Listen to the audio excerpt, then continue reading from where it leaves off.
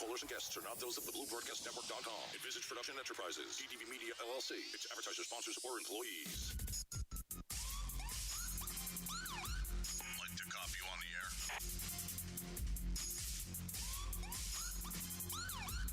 Quarters to Mike to Cop. Are you on the air? Mike to Cop, identify. Good morning, everybody, and welcome to Uncensored with Mike the Cop. It's what's today's date? The 28th? Today is the 28th. I'm a little confused because you need to get a little closer to your mic with that mask on, I think. I'm not 100% sure. How about now? It's a lot better. So, 11/28/2020, a couple of days after Thanksgiving. Yeah. It's a balmy 59 degrees outside, although I was told it was 40 degrees or 59 degrees. Somewhere in the middle. So, it's between 40 and 59 degrees in the Northeast. Let's say about 50, nice 52. 52? Yeah. All right, it's 52 degrees out. You like my glasses? Those are nice. Do they make my face look fat or thinner? No. Yeah. No, the rest of your body makes your It's face. fat. So my rest of my body makes my body look that fat. actually makes you look like Macho Man. Randy Savage? Yeah. Oh, okay, I'll take that.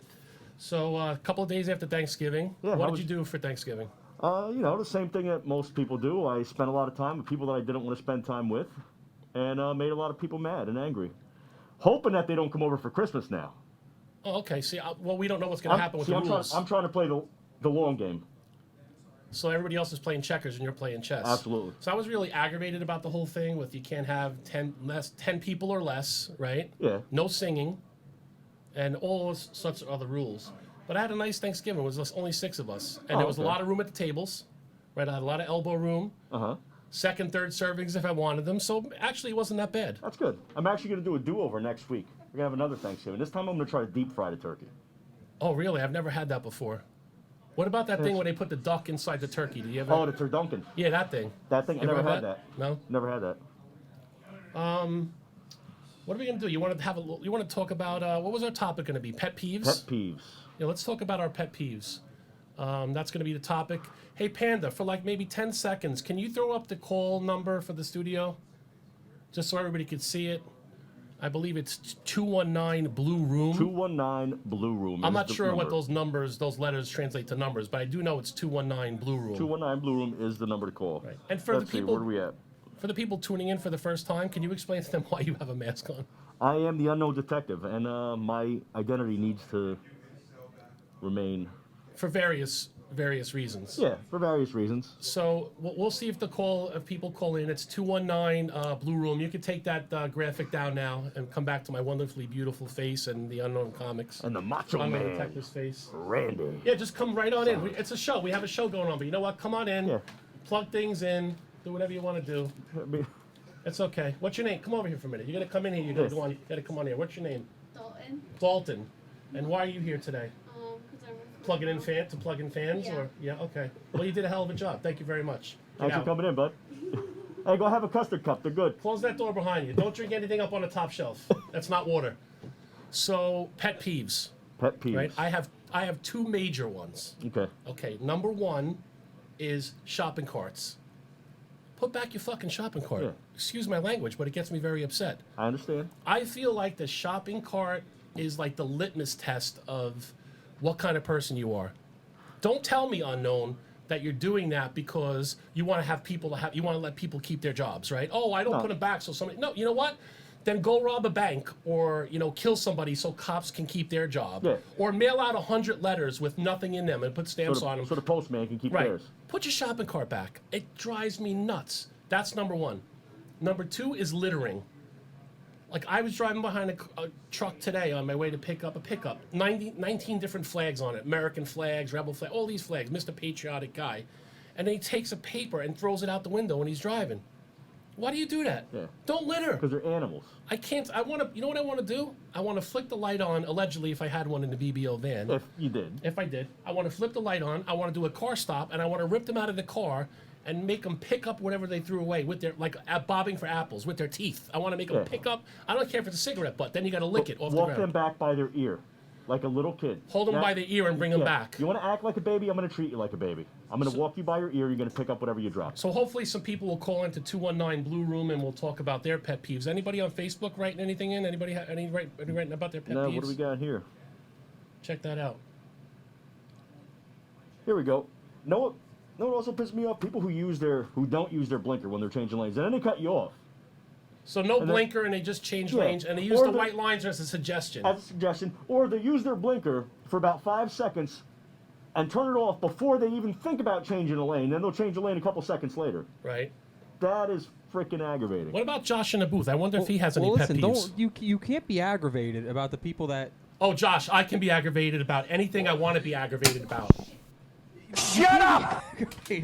About the people that don't use their blinker to change lanes. If they're changing lanes is not affecting your flow of traffic, they really don't have to use their blinker. I mean, you don't deserve that kind of courtesy. If I have to jam I on really my don't know who brakes- the fuck you think Josh, you are. how am I going to Facebook post I'm and the check motherfucking my unknown. Twitter if someone does not use their blinker? I'm not going to know. I'm busy doing other things. Fair point. Fair point. Oh, by the way, I gave the unknown detective control of the soundboard. So you're just going to hear random stuff all day. I don't know how it's All going to... day. He's trying to get into fit in. I don't know when it's going to happen, but, It's- you know, just don't hit the gong. Don't hit the gong. Don't do the gong. Not yet. It's too No? early for the gong. Josh, any pet peeves? Because even though the phone lines are blowing up, there's like 15, 16 people waiting to talk to us. By 16, I mean 0. Any pet peeves, my God? Yeah. How really? No, How- not how much- OCD. I don't want to hear about your OCD, that nonsense. Like, you got pissed off because my hat was 1 centimeter to the left and it wasn't straight behind me. I don't know if the viewers can see that or not. I'm not talking about your OCD. I'm talking about What? pet peeves, like things that people do Like or when, don't do. when you assume that I'm your producer. Well, you Well, are, you're here. You are my producer. It's a Saturday. You just assume. You got banged up last night. I don't even know what time you came in this morning. Well, it was. It's gonna be a long day. Yeah, no, it was last night. How the Was, fuck do these things stop? You can hit another button maybe, and then it'll. Oh, there we go. There you go. all right, maybe it wasn't a good Oh, what idea. the fuck? But I got a new pet peeve: letting him use the soundboard. Maybe it wasn't a Josh. good idea. Your first act as producer, like really, was to tell Yeah. me that you wanted All right, unknown good. to work All right, the good. Pet soundboard, so peeves. I can Pet pay more peeves. attention to Pet my guests. peeves. I don't even have anybody in here. Oh, sir, how are you? All I right, have pet nobody in here. peeves. Traffic stops. Oh, you're doing a law enforcement. So, okay, so now hate- you just I alienated half of our hate- listeners because they don't do traffic I stops. hate when people. Where is that sound coming from? I hate. Go ahead. I hate- I gotta help this guy with the soundboard. Go to No, the- you're there good. you go. He's got it. Stopped. There we go. All right. All right. I hate I'm when working people a call out with a soundboard. traffic stop and they Yes. say occupied 4 times or 3 times, depending on how many people are in the car. A car is not occupied 4 times. It's either occupied or it's not. You can have 4 occupants, but by you telling me a car's occupied 2 times, that means the driver was in it, Right. got out of it, and got back in it. Now that car is occupied 2 times. So, what do you want them to instead of just giving 4 us, occupants. Oh, and by the way, another pet peeve: children do not count as occupants. Threats count as occupants. Because if someone's on a traffic stop and they call off with 4 occupants, I'm picturing I 4 mutts. I strongly disagree. I'm picturing 4 mutts in a car. I'm not picturing. If I show up, if you call off with 4 What's your occupants, definition of a child? What age? if you call off with 4 occupants Give me and a I number. show up, if What age? let me finish. If you call another pet peeve when you cut me the fuck off. So when Don't curse on my show. What age is not? What So, age do you consider when- not if to be a you threat? call off on a traffic stop with 4 occupants, and I show up to back you up, and you got a housewife with 3 kids in baby seats, Okay, we got okay. issues. So all the kids are in baby seats. We Okay, got They issues. might not be a threat, Pet peeve. unless you got to change their diapers. Oh, we have a caller. I'm very excited about this. What's their name, Who could Panda? it be? What's their name, Panda? Oh, What's the caller's apparently- name? Apparently, it's Helen Keller. Is Mark Lewis speaking? Because I cannot hear him, Panda. You are about. This is not going to go well for you. He's on the line. Okay, but he's not speaking. That's Well, an I can issue. speak when you're ready. Okay, Oh, now, okay. there you go. What's up, Mark? Hello, Michael. How are you today? I'm not. Well, I'd be better if we can get these phone lines working. I mean, you know, what do you want to do? The budget was blown on it. Apparently, we got this table here by Nutty Woodworks. This beautiful table. I don't know what this cost, but apparently all our budget money was spent on this fucking table because we can't even get somebody to make a phone work for us. But you're on the phone now. Let's try to That's move all that forward. matters. Yeah, let's move forward. What's going on, Mark? What's your pet peeve? So we're talking pet peeves. My pet peeve when I was working was flags from foreign countries. If I pulled you over and you had a flag on the back of your car from a foreign country and you didn't have the American flag displayed above it, bigger than it, or somewhere else on your car, you absolutely 100% were getting a ticket. So you don't like foreigners is basically what you're saying then. No, I have no problem with foreigners. What I don't like is people who are more proud of their foreign heritage than they are of their American heritage. Also, what I you're agree. saying is that they can fly their flag if they want, but they have to have an Absolutely. American flag first and then their secondary flag second. Fly the flag of the land that you're in. And then if they didn't have an Absolutely. American flag, you were going to put some paper to the, pen to paper on them. Absolutely. So what you're saying is because I am an American, I don't feel like I have to have my flag everywhere. But what if I was driving in my car and I only had like an Ireland flag on there, and then you pull me over and I don't have the American flag? I'm getting banged out because I only have the Ireland flag on there? Are you Mike the Cop or are you Joe Shit the Rat? Well, that's debatable whether I'm Mike the Cop. We haven't really settled that yet either. Apparently there are a few other ones floating around out there. Not real though. Oh, that's right. I'm the real Mike the Cop. Yeah. Okay, you're right. All right, so that's a different, interesting pet peeve. I didn't expect to hear that one. Give me one more because we don't have any other callers. Like apparently it's too early on a Saturday and no one's listening to the show. How about Facebook? Are there a lot of people on Facebook though asking questions? We got a couple. We got 21 watching. Can you see out those eye holes? A little bit. Yeah. Okay, good. Mark, one more pet peeve that doesn't involve flags. Oh, I don't know. I don't have too many pet peeves. What about the way? All right, let me ask you this question. Ask him about his Would Heinz you ketchup. Let me ask. Ask him I was about going to his say. Heinz ketchup. That's a pet peeve. Yeah, what's the ketchup thing? Well, What's that about? That's true. Yeah, That's more than a pet peeve. Josh That knows makes him that- fucking that is aggressive. true. Yeah, I do get a bit aggressive about my ketchup. Without your ketchup? Yeah. If I go someplace and it's not Heinz ketchup, I ain't ever going back. Oh, it has to be Heinz. Yeah. It's very weird. Do you have a second runner-up? It's a weird thing, Mike. Do you put ketchup on your There's eggs? nothing weird about it. You're somebody who thinks, Josh. You're somebody who thinks that if you use Mike, he cruise gets control very you're a angry at Martian. the wait staff. Do you put ketchup on your eggs? Yes or no? No. Okay, the phone we would have hung up if you. How about on your steak? Do you put ketchup on your steak? No. Okay, Josh does, Nope. right? I don't put ketchup. I put barbecue Oh, sauce. barbecue. So we go to a steak place. It's like a $50 All right, fucking the steak. Appleseed, first of all, is not a steak place. All They right, make a they good serve a steak. nice. All right, they serve a good steak They though serve at the a good steak. Appleseed. That's A not very a good steak steak. place. It's- All right, we go to the Appleseed in New Hampshire. They're very good to us when we go up there and play in the Dare tournament. Proud Pig softball team, undefeated 2 years straight, champions. Attaboy. Just by the way, Attaboy. we Yep, go to the yep, Appleseed. yep. We get the nice steak, classy, nice cut of meat. What does this clown do? He puts barbecue sauce on it. How about salt and pepper and the juices and the loveliness and the blood from the animal? What about that? You didn't get it well done, did you? Yeah, he orders All like right, he well, orders maybe. like a man child. He gets it well done and he gets Oh. and he gets French fries. Jesus fucking Christ. You don't get a baked potato or a sweet potato like a you man. rather He gets accept French it. fries and ketchup on his steak. Joe Lemire says, you know what his pet peeve is? When he tells everybody to not lean into the mics and you pretty much are just All sucking right, on that Josh. thing. I'm For just a saying, year, don't shoot me. For Don't a shoot year, me. we got yelled at that we weren't close enough to the microphones and you couldn't hear us. Now I can actually hear everything going out in the other room. That's how this mic right here, that's live, is picking everything up out there. No, actually, it's not. Your So, mic is. so my mic is picking up everything out there. So this is why I know you plan to have your show on December 3rd, because mine is I was happy that I was going to be, we talked about it. Oh, Yeah. we're the first ones in, Yeah. the beautiful new studio. But they're going to learn. El Jefe Del Valle spent all the money, class in to join up. We got the new table. Nutty Woodwork will be in here later on talking about what they do. And I was happy about that, but not anymore because now I realize that This is they're all- working out all the kinks here. Now we're just a pawn. Yeah, they don't even have to do a pre-show. This is their pre-show.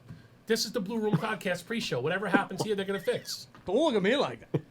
That's a pet peeve of mine. All right, do we have any other callers calling in? I'll be here for the next show, too.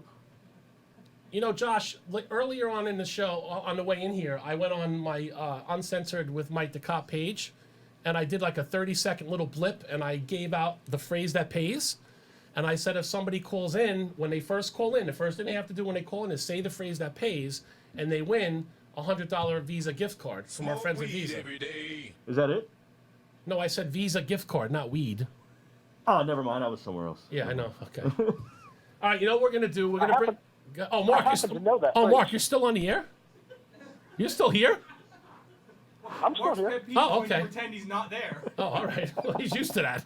I didn't realize he was still here. Oh, by the way, Mark, I know Mark, from BBL and stuff. We're going away together. Well, not Mark and I. We're not going away together. I mean, but with our significant others to Aruba in January. Oh, Isn't really? that nice? Yeah, we're going to Aruba for a week in January. It's going to be really nice. Sick invite. Sorry. Listen, if I don't, that's a pet peeve of mine. When people say sick There's invite. still time. Yeah, when people say sick invite, but they wouldn't have come anyway. You know what I mean? They wouldn't have come anyway. They wouldn't have gone to Aruba anyway. So why say sick invite? You wouldn't have come anyway. Hey, Mike, there's still time. We can book him a room. His wife can come. We don't need him there. He's a Debbie Downer. All right, listen. Let's do this. Let's bring in our first guest because the pet peeve. I think we've got all we can get out of that. We've milked it for every little bit we can. I still know the phrase that pays. Yeah, you can't say that because you're disqualified. You're a member of the board, the Brothers Before Others admin staff. So we're going to have the Muslim Society. I Office Society of New Jersey. I didn't hear that disclaimer in the Mark, video. please don't speak over me. I'm the host of the show. Thank you very much. All right, you can hang up on this guy as our first guest come in. No, because what if one of these guys or gals had a sticker on their car that represented Muslim or the country that they're from, right? And then they'd get a summons because if they didn't have the American flag. So we don't need that kind of negative energy in here. Hang up on this man immediately, if not sooner. Bye, Mark. Later, bud. So all the mics are live. We'll start with you, young lady. You're going to introduce yourself. So we'll go around the table, just who you are, where you work, and stuff like that. And then we'll get into our questions. We have so many. Hello, everybody. My name is Basima Hajismail. I'm a sergeant with my department, and I am the secretary of NJMOS. My name is Jose Gonzalez. I'm a sergeant for a local department as well, and I'm a trustee on the board of the New Jersey MOS. My name is Faisal Khan, and I'm a local police officer on patrol, and I'm the vice president of New Jersey Muslim Officers Society. So a little background. Basima over here is in our group, Brothers Before Others. She was a member first, then an admin, then a board member. She was for 4.5 years. You guys are lucky to have her. She does everything. She did everything for us. Tricky Trays, fundraising queen, raised a lot of money for the charity. We were sorry to lose her, but a lot of things were going on. She got promoted. She's a single mom. You guys found this organization, and one of the reasons why I have you guys in here is because we used to have conversations. If there was a terrorist act or something happened, and it involved the Muslims, I never really saw that side of it. I know it from being a cop, right? One cop does something bad, and then we're all bad, and that pisses me off. But I never had that, attachment to if it involved somebody that was Muslim, because we became very close. So I saw how it affected you, and it got me really upset. And what could I do but give you an ear? And then we had our turkey bacon. Whenever you got upset, that was like sometimes I knew she was upset. I would just type that to her, and I get a smile, and she knew I was thinking about her, and I care. So because I saw that side of it, I thought it was important to maybe have you guys come in. We're going to talk about your organization. I preloaded some questions for you guys, and then maybe the callers want to call and they can ask some questions too. So the first one was that we talked about was, when did this start and why? We'll let Faisal take that. So myself and a detective in the state police, he had the first experience by going down with NYPD. It has a Muslim organization as well. It's called the same thing, NYPD, Muslim Officer Society. And then a captain over there, basically, a bunch of them went down for a funeral, for a Muslim officer's funeral. And at that time, the detective for the New Jersey State Police had the opportunity to link and connecting with them. That organization's been around for about 13 plus years. So he created that vision with them and wanted to be a partnership with them and expand and grow. From that, him and I had the opportunity of seeing each other and connecting with each other in law enforcement. I had this vision years ago when I was in college. So when we connected and communicated with each other, we were like, wow, our visions are aligned. So from that's how it started. So the detective of the New Jersey State Police is the president. I'm the vice president, and we've co-founded it. So we decided to bring this on and bring it to the forefront. And I think you hit it perfectly, the nail on the head by saying, yeah, in the society right now, the interpretation of us is, terrorism, things like that. We would like to fit into the American world as well. We believe in this country, or we've follow the country's rules. We're prideful of it. I'm proud to be an American. Everybody here is. So I think that gets sometimes disconnected. I feel really safe right now.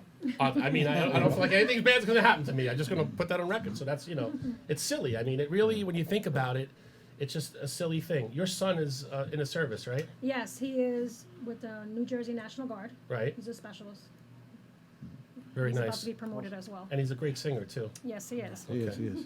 But nowadays, we can't sing, though. We're not allowed to do that. I think to touch on what both of you guys said also, right now with what the New Jersey Muslim Officer Society is doing, I think the timing is great as well, because if you take the two things, Muslim and officers, we all knew back when, particularly let's say after 9/11 and everything, and how Muslims were looked at and treated and everything, law enforcement now more than ever, I believe, can relate to that feeling with the times now. Everyone in this room knows now how, Muslims felt back then to a certain extent.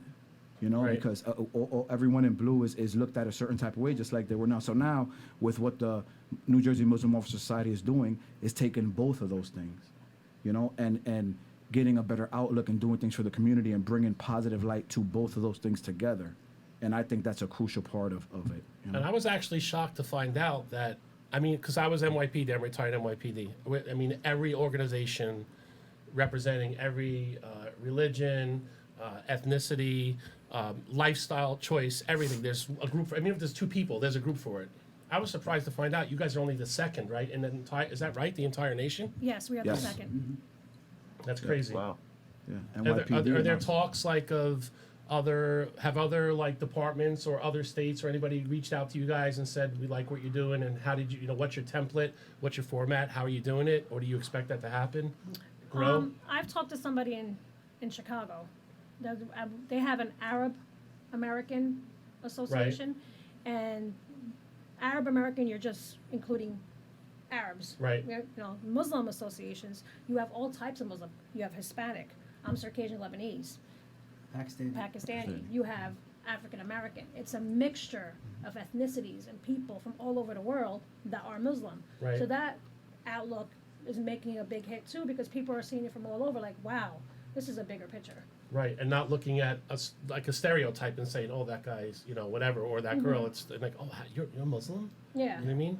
We're Muslim. We're Americans, but we're Yeah. Muslim. I thought you were Puerto Rican. Your religion. Exactly. is Muslim. Yeah, You know what I mean? Like, it the blows my religion- mind. the but religion right, is I know, Muslim, I understand. but, I know, it's crazy. Yeah, and to add to her point, I think the vision and the goal is really to create into a federal chapter. So the captain and NYP and ourselves have communicated already. Right. So we're just trying to format it to get it structured like you're saying, and then expand it out, because there is a lot of Muslim Americans here that are entrenched into law enforcement and the military, and it's not looked upon or seen. I Right. myself was in the Marines.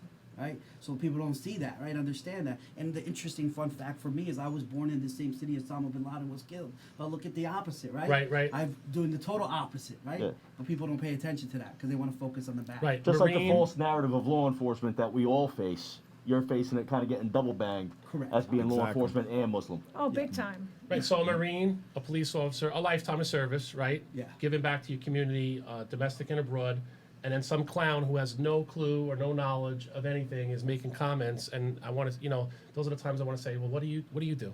What have you done? Do you work? Do you go to the soup kitchen? Do you donate money? What do you do at your time? Nothing. You go on Facebook and you make stupid comments. You know what I Yeah, mean? people like to talk. So with this, what's going on? Like, so you're in the early stages, right? How long have you guys been up and running? Since November of last year, we structured and created the organization. All right, so like about a year. So Yeah. the infancy stages, like you're still. What are you trying to accomplish, or what are your like short-term goals for like the first couple of years? I think where we're right now is, I would say, I'll chunk it down to a year. The goal really is to, build more memberships and get it more known in New Jersey, then expand out. But in a smaller thing, what do we like to just build relationships? So I think what we're really proud of and happy for is the relationships that we have with the New Jersey State Police, with the New Jersey State PBA, the FOP, Patterson, Passaic County Sheriff's Department, multiple departments, Right. et cetera. So I think that is what's going to help us grow our members, right? And then I think more is just building relationships through community by giving back. Yeah. Now, all these relationships that we're building with all these organizations, ours are so that when we do branch out, like you said, federal, nationally, whatever it is, it's a stronger base, and it's also a stronger base to give to the community. You have more resources, more people, you have more, we've already gone to a couple of food pantries, Last weekend, we gave out about 500 turkeys and bags of food for the community, and all this stuff. Halal goes- turkeys. Halal turkeys. Only halal turkeys. Yes. Okay. Yep. And it's that builds a stronger base for what we're doing eventually to get to the youth, get to the community, and like I said, make a better representation.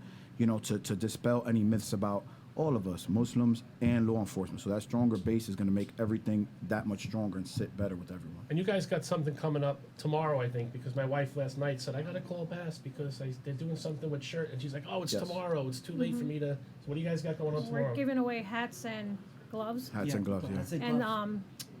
those blankets, the heated blankets. Yep, we're giving away hats, gloves, and some blankets to people that are homeless or in need in front of the Patterson Police Department. So is that like, was it a pre-sign up or anybody that shows up Anybody can shows up. we Anybody brought shows those in up. Patterson? It's a what, 12 to 2?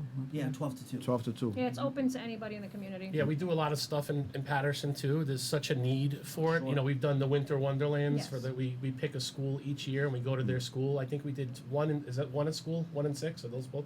I think we did 1 and we did 6 and we went and we did like set up the whole inside of the gym and then the kids come down and they get like the whole Santa experience. Sure. And then we did only like 2 or 3 weeks. No, but it was a little bit longer. It was right around Halloween. We went to a PAL with the kids at the PAL in Patterson, and we brought them Halloween candy, pizza, and discussed with them, making the right choices and stuff And like with that, we're not just only doing events that, quote unquote Muslim. We're also involved with the. Right, you're not Troopers checking an Hispanic- ID card and saying, Yeah. "Oh, you're Muslim. You can have a hat." If you're not, it's, No, you're involved with the New Jersey Troopers Hispanic Association, the Yeah. Asian Association, the Italian Association. Right. We're Muslim. You need Toys for Tots. We're there. Right. It's open to everything. At the end of the day, you do it because you're all good people. You're great people. You do it because this is your vocation. Yeah. You didn't become cops because you're just some slug on the street. You became cops because you believe in this. Are you weirded out by his mask at all? No, I like it. No. Because we don't discuss, like, we just let people come in here and there's a dude wearing a mask. He's the unknown detective. He The cannot unknown be. detective. Yes. I like it. Yeah. Yeah, we don't know what's under it, so we'll take the mask. So we talked short-term goals, right? What is the long-term? What's the long-term goal? What's the play here? Like, what are you hoping for in the future? 5 years from now, 6 years from now, where do you see you guys at, and what will you be So, doing? I could speak twofold to that. For myself personally, I would say my goal is to build into a federal chapter with other people that see that vision and go into the vice presidency role over there. And I think for the organization itself is to expand it over to multiple chapters across the country. Like, for example, Texas has a large community of Muslim people. Michigan does. There's many. So just to build a leadership and have a little bit of a larger voice in this country, right? Right. That's not being seen or heard, right? And for the goodness of what we're doing, right? So the 3 main focal points is community relationships and building that. Law enforcement is itself getting known and recognized that this deception of what people's interpretation of Islam really is. Right. And then the third is really mentorship and leadership for young people to get involved in law enforcement. So an example is last night somebody was messaging me, a young female. She's interested to get into the job. She's looking to get involved, right? So I spent 30, 40 minutes messaging back and forth and talking about different opportunities for her, right? So that's a Muslim young female that wants to get involved, right? So we can be the gap and bridge that for them to get to that. And found you because of the organization that you have. Yeah. Yes. So that's one person, but that's what's going to grow. That's what's going to grow it. Mm-hmm. And then how do people find you? You have Facebook. Correct. Yep. Facebook, Twitter, Instagram. What's the Facebook handles? Just as it ends. New Jersey Muslim Officer Society. And then you guys have an Instagram, right? Which Yes. is Yep. New Jersey Muslim. Muslim officers. New Officers. Jersey Yeah. Muslim officers. Now, some organizations, are you structured as a 501c3 or Yes, you, we you are. are? So you take donations, Yes. Yep. right? And how do they do that? How do you accept them right now? Right now, since we're in the beginning stages, we're doing PayPal or checks. or Right, stuff that's what like we do. PayPal, and you got to get the Venmo, and Yes. there's, Yeah. people message me all the time about Venmo That'll and be, stuff like that. yeah.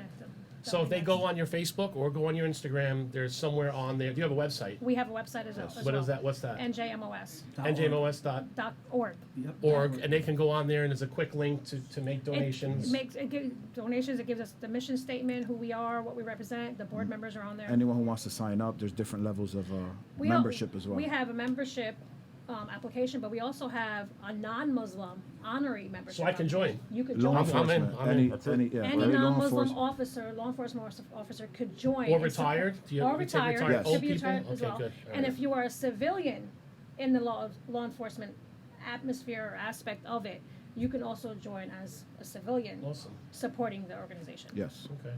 We blew through all this stuff so quick. I thought we were going to have you on the other side of break. We ran a little long, so let's just finish. Let's stay here, and then Can I just add one quick thing? I Yeah, would sure. like to just give our validation of what we've created, and I think I'm prideful for all the hard work that all of us have done. You know, like the colonel of the state police zoomed in on our first meeting Right. just to be able to communicate and have that, right? So that's one. You don't just do that because you're a shitbag. right. Two, the next part I would like to say is, like, you know, we have our CPA is heavily involved, over 300 union hands on those books. He's connected to us and doing our behind the scenes for us. That just shows our validity. Brady. Yeah. Yes. Yeah, great guy, awesome. Yeah. Everybody knows him. He's Everybody awesome. knows Brady. And he care. You know what? I don't know how he has so many organizations. I mean, everybody goes to him because he's super trusted and he's a great guy. And you're talking to him, and you feel usually it's like somebody would blow through a conversation because they got 90,000 other people. When you talk to him, you feel like he pays attention not to feel you. yes he pays attention to you, and 100%. you could Yeah. tell you can't fake the caring. No. Yeah, he's a Yeah. good guy. He's definitely a great guy. Yeah. So I think that, and I only say that because I want to be expressed and known that, like, you know, this organization is putting the work in, and we have the trust and integrity that we've built over the as short as we've been around a year. Right. So it's good to let people know and see that, you know? Okay. Anything else? And thank you to you, Mike, for Yeah. bringing us here. And letting Yeah, us- like I said, like I feel, my therapist, I spend a lot of money on co-payments and stuff over the years. I have like broken wing syndrome, they call it. Like I always want to help. That's why I never stop. I always want to help people. And like, I was hurt. When I see my friends hurt, it hurts me. So it's always, we don't talk about it all the time, but it's something I always carried with me. I was I was sad to lose you. I said, no crying today. I was sad to lose you, but I was happy when I saw what you were doing because it's an important thing to do. So God bless. I mean, I think it's an amazing thing. We're here, you know what I mean? And Brothers Before Others, I can speak for them because I am the president after all. Anything you guys, we love to partner up or get Yeah, that'd be involved in awesome. something that you're 100%. doing. Yeah, and Julie loves you. She was Of so course. upset I love last Julie night when too. she said, I can't believe that. I wish I would have known I wanted to do something. So I said, don't worry, there'll be plenty of chances. So we got the Instagram right, the Facebook. Sure. We touched on the website. Anything- Twitter. Twitter. Anything else before we cut And you guys loose? for officers that are listening, exactly where could they go? And they say a Muslim officer or somebody that wants to be an honorary member, which we're going to do now. Thank you. Well, I don't know about you have a mask on. You're gonna have to actually put your name on there. Yeah. What are you gonna do? To, like sign with an X or something, or? Skull. Skull. We'll all know, but nobody else will. Okay. No, but I also like to touch on how we talked before about the false narratives Yes. of law enforcement and Muslim officers. But like you said, I'm a Roman Catholic. I don't know what the hell this guy is, but how you guys are still being inclusive I'm a human with your being. membership. Yes. And you're not keeping it just to Muslim officers. No. You're being all inclusive and still conquering the false narrative. And I love that about you guys. And Thank you. Thank you. support you 1,000%. Thank you so Whatever much. you guys need. Thank you. Hey Panda, let's go to commercials. Thanks for coming in, guys. Appreciate it. Appreciate it. Thank you, guys.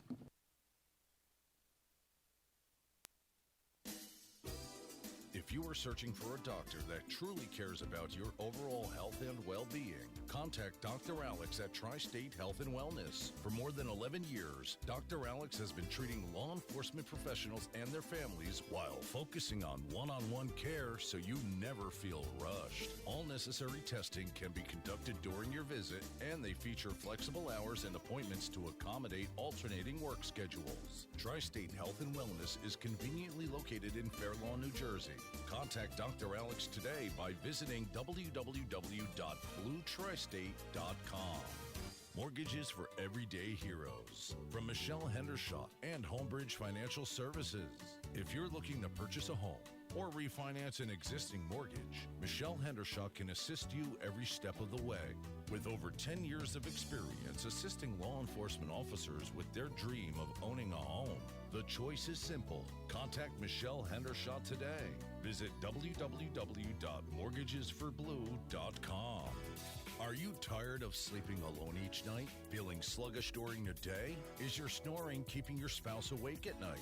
If you find yourself spending too much time on the couch, maybe it's time to visit Dr. Michael Doblin of At Home Sleep Solutions. Dr. Doblin is the preferred sleep apnea doctor of New Jersey's law enforcement officers. With the help of a custom-fitted oral device, you can finally say goodbye to noisy, antiquated sleep apnea machines. For more information and to schedule an appointment today, contact Dr. Michael Doblin. Visit www.bluesnore.com. Moment to Silence, Inc., along with Blue Suicide, is a nonprofit organization founded to support and raise awareness about the epidemic of suicides amongst law enforcement, military personnel, and first responders. For more information on how you can help, visit momentofsilenceinc.org. If you're in the market for a new vehicle or a certified used vehicle, then visit Fetty Auto Group, located at the junction of Route 46 and Route 3 in Clifton, New Jersey. Fetty Auto Group stands shoulder to shoulder with the men and women in blue. Stop by and ask for Troy Mall and ask about the offers for first responders. For more information, visit FettyAuto.com. That's FettyAuto.com. The Blue Magazine, the law enforcement publication by law enforcement professionals for the men and women of law enforcement. The unfiltered voice of law enforcement. TheBlueMagazine.com. Are you patrolling with the pig? If not, you're doing it wrong. Check out all the newest swine swag at ProudPig.blue. They are dirty by design. Check it out now. Visit www.proudpig.blue for all your swine swag. Visit www.proudpig.blue. Resumes by Joe, owned and operated by retired NYPD second grade detective Joe Federa. With over 20 years of professional resume writing experience and focusing on translating what we do as cops into language that the corporate world can appreciate. We put an emphasis on ensuring that your cover letter and resume will be best received by the applicant tracking system used by most companies today. Check out our website at www.resumesbyjoe.com or call Joe directly at 347-992-4523. Don't forget to ask about the 50% discount for BBO members and most unions across the country. Give us the job of helping you get the job.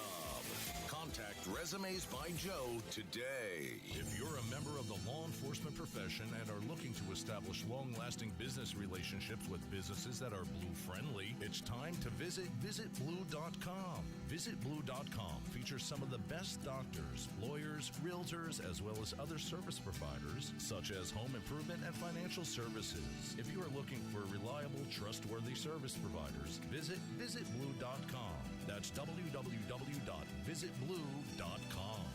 Founded in 2014 by retired NYPD police officer Michael Burke, Brothers Before Others is a national 501c3 law enforcement charity comprised solely of both sworn and retired police officers. Since their inception, Brothers Before Others has sent floral arrangements to the services of all line-of-duty deaths, regardless of where in the country they occur, having spent over $350,000 to date. While the National Flower Fund remains their cornerstone, their benevolence has since grown well beyond that, even into the civilian world. For more information on how to get involved or to donate, visit brothersbeforeothers.org, or you can visit their public forums on all social media platforms by searching Brothers Before Others.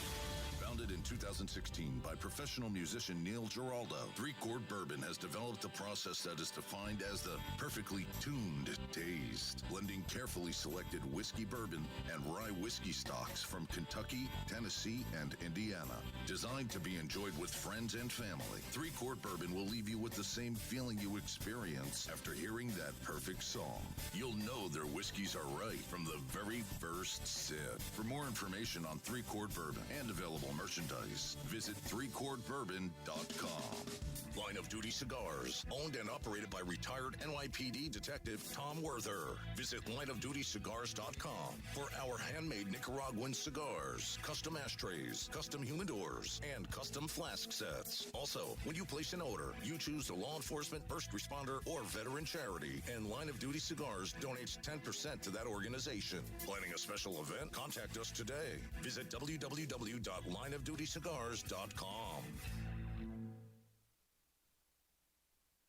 Are you looking to add beauty and spice to your love life? Visit NaughtyandNiceLingerie.com. Our lingerie will make you feel sexy, and your partner will love your look. At NaughtyandNiceLingerie.com, you'll get high-quality products at affordable prices. Why shop anyplace else? Lingerie, plus size, and personal pleasure products. Oh my. Let us help you feel beautiful underneath it all. That's NaughtyandNiceLingerie.com. Lingerie to fit your every mood. And we're back. So that was a great conversation we had with the Muslim Officers Society. That was an awesome conversation. yeah. I'm glad they came in. Yeah, so now we're going to switch speeds now, and we're going to do Mike the Cop's Donut and Dog Blue Review. We actually have like a logo created for that. I'm wondering if that's up on the screen right now or not. I can never tell what Panda's doing in the booth or not. I still see panties. But What do you see? Oh, now we're back on the air. Oh, we are. Well, that's running a little behind, so I'm just wondering, Yeah. do I have to shoot him, or did he put up what he was supposed to put up? Oh, he put up what he's supposed to up. Okay. Good to go. All right, good. So we're going to let our guests introduce themselves Okay. because we never know what the guests want to reveal. Like you're in a mask all the time. You don't want to reveal anything. I'm just sitting here. Right. Yeah, Your I don't- mask is different than it was before. Is it? What did you have? You had something on different before. I don't know. It's weird the way things change in here. Yeah. One minute you're wearing something, and the minute you're something else. Yeah, like you. Yeah. Oh, That's a nice. I'm bulldog. glad you asked. This is the Roller Dogs. Okay. Circa 1995, Ooh. Staten Island B Division. 'Cause we weren't the Shaolin. best. Okay. Shaolin B Division Roller Dogs, champions, undefeated. Wow. And when we won the championship, check this out. The A Division, the good guys, they also played in the B Division because they like just beating up on the B Division teams. Practice. Not that day, my No, friends. nope. Not that particular day. This goaltender right here stood on his head. You gonna learn today. That's right, son. I thought for sure you were gonna hit something on your sound. I was waiting thought for you were it. waiting for a soundboard. Like Yeah, you gave I him the was waiting for it. soundboard. That was what you just dropped. I think he forgot it. Drop something in there. I don't know what the monkey sound think has he to do with forgot. hockey, but whatever. You're learning that. We learn as we go. I'm learning as I go along. Yeah. Can you see out those holes to see the soundboard? Now, yeah, I could see. All right. So I'm very excited about Mike the Cop's Donut and Dog Blue Review. One bite. Everybody knows the law. Absolutely. So now we will be doing these out on the street. We'll be visiting places, donut places, like Duck Donuts, stuff like that. We're going to hot dog joints. My first one is going to be Toby's in Phillipsburg. Okay. I'm still learning how to use this equipment, so I'm going to do a video and go there, and it'll be kind of like what Portnoy does on Barstool. But we're gonna do, if you ever heard of him, because I did not get this idea from him. I'm just saying it's similar to what he does. You've been talking about this long before he even came in. Yeah, I started had doing this idea shit. before he even thought about it. Yeah. As a matter of fact, I think Portnoy should sponsor us. I think he I'm should. gonna Jedi mind trick him. You know what he did with High Noon? Yeah. Basically, he drank High Noon and he liked it, and he And said now High nobody Noon. could get it. And Well, now then you the next can't thing you find it know, anywhere. yeah, he ruined it for us. We couldn't get High Noon because we were drinking High Noon before that. Yeah. Yeah. It's delicious. Well, that's another review. That's another time. Let's stick to hot dogs and donuts. Okay. Let our guests introduce themselves. Okay. Okay. First up. My name is Brian. I am an active officer in the state of New Jersey, and that's And- all. That's all we're getting from me. I'm Dalton, and You're 11. yeah. And Dalton was outside. He came here with his mom, and we just grabbed him. His mom is Holly from another show. Hi, Holly. And Dalton loves donuts. Apparently. Yes, Dalton loves donuts. That sounds like a That- movie. that's a nice Dalton movie. loves donuts. So we're gonna do our first ever donut review right here live. And Brian, where did you go, and who are we reviewing today? Okay, these are glazed donuts. They are from the New Milford location. Okay. They have 3 locations: New Milford, Fort Lee, and West Caldwell. Right now, I'm not hearing anything you're saying. I'm just looking at the box and wondering what is in it. So wait, it's not all glazed. The name of the place is Glazed Donuts. Yes. Because if you open a box and there's only glazed donuts in there, I'd be very disappointed. These There's gonna be- donuts are unlike anything you've ever seen before. Okay. But That's what we she have a said. special. We have a special. There's a special donut for you A special one. because you're doing the review. You need a baseline. You can't jump right to the top. Do you know how need- much I spent on this? I'm a man child. I spent like $1,600. I don't even know on this 12.9-inch iPad Pro thing because I needed to have a soundboard, a $5 app. I didn't mean to cut you off, but I got to tell you this. Yes, you did. All this Pet money peeve. that we spent on this, and he's not even doing them. You know what? You know what? You know what my pet peeve is? Don't when shoot Mike the feels host. Don't shoot the host. my pet peeve is when Mike feels like his voice is the most important in the room at all times. Just yeah, Josh, my Mike, voice is whatever you- always the most important Whatever you have to voice, get out, Mike. always. Just talk about whatever you got to get out. If Go I ahead. wasn't narcissistic, I wouldn't have a show. Oh, Jesus. All right, let's get back to the donut. So this is a special donut for me. Yep, it's a baseline, just for you to kind of to get acclimated. Right. It's like It's a a glazed palate tickler. Yeah, it's a Okay. glazed jelly. Oh, you know what? That's awesome that you did that because for me, like Portnoy, again, it's a comparison. Even I'm just saying, like he just wants a regular slice. That's his thing. He'll go squares. He'll do Neapolitan. He'll do grandma. But regular slice is his thing. For me, my baseline, and we didn't talk about this. It's weird that you did this. Is the jelly donut. Because after all, I'm a police officer and we love our jelly donut. Yeah. And then you could always tell when I had jelly donuts because they'd be on my tie. You get that little mark. Even though it's a dark tie, you'd have that little mark on your tie. You get powder on you too sometimes. Well, here's the thing. Because I was so preconditioned, I don't know what kind of donut's in there, but I don't like the powdered donut. Because the powder gets everywhere. Have a sip of your drink. Well, don't worry about it. Just a shot. How did you get he has the small straw that fits through the hole. So I like a glazed a donut or sugar coating. I don't like the powder because it gets everywhere. Well, so let's see what we got. You are in luck. So this one's yours. You could open that one up. Oh, I'm very excited. Thank God Christian's not here. All right, I'm excited because I thought it was going to be the granulated sugar. It's the glazed over. This reminds me a little bit of with a wow. Everything that I like to eat. It reminds me of like the Krispy Kreme style. Mhm. Yeah, this is really good. But I'm not going to bite into it yet. What else do we have over here? And these. Is that on air? Can we get those on air, Panda? Yeah, They're they on are air. on You air. can see them. They are on air. You can see them? Okay. Right, I don't know, Panda. Look at me. I don't know what this means when you do this. I don't know what that means. Say you could shake your head yes. You could shake your head no. I don't know when you put your hand out like this. I don't know if you're asking me for $5. I don't know what that means. Me one donut. You have a mic in there, right? Okay, pick up the mic. And when you put your hand out like this, what does this mean? It means yes, clearly. What you're saying is this clearly means yes. Universally. Oh my God, eat the donuts! If I walked up to somebody and I went like this means yes? In that context, yeah. Like it depends on the context of the conversation. Oh, okay. I don't want to get into context of conversations. I just want to know if you can see the fucking donuts on the screen or not. Yes. Okay, thank you. Yeah, Shut no. your mic off. All right, so I got the jelly. There's Reese's. Bolton, the donut eater, let him go first, but tell him what he has to choose from. All right, we have Go with the Fruity Pebbles one. Fruity Oh, Pebbles. that looks really good. Cinnamon Toast Crunch, chocolate, s'mores, maple bacon, cannoli, Twix, Heavenly Hash, Nutella, Reese's, peanut butter and Hash. jelly, Good thing Jacob's not here. or New Jersey cheesecake. I'll have this one. Okay. Yeah, Fruity Pebbles one. Yep, that's where I would have Fruity gone. Pebbles. All right. I don't know how you're doing this donut review. If it was me, tactically, I would have had a mask that had the opening right there.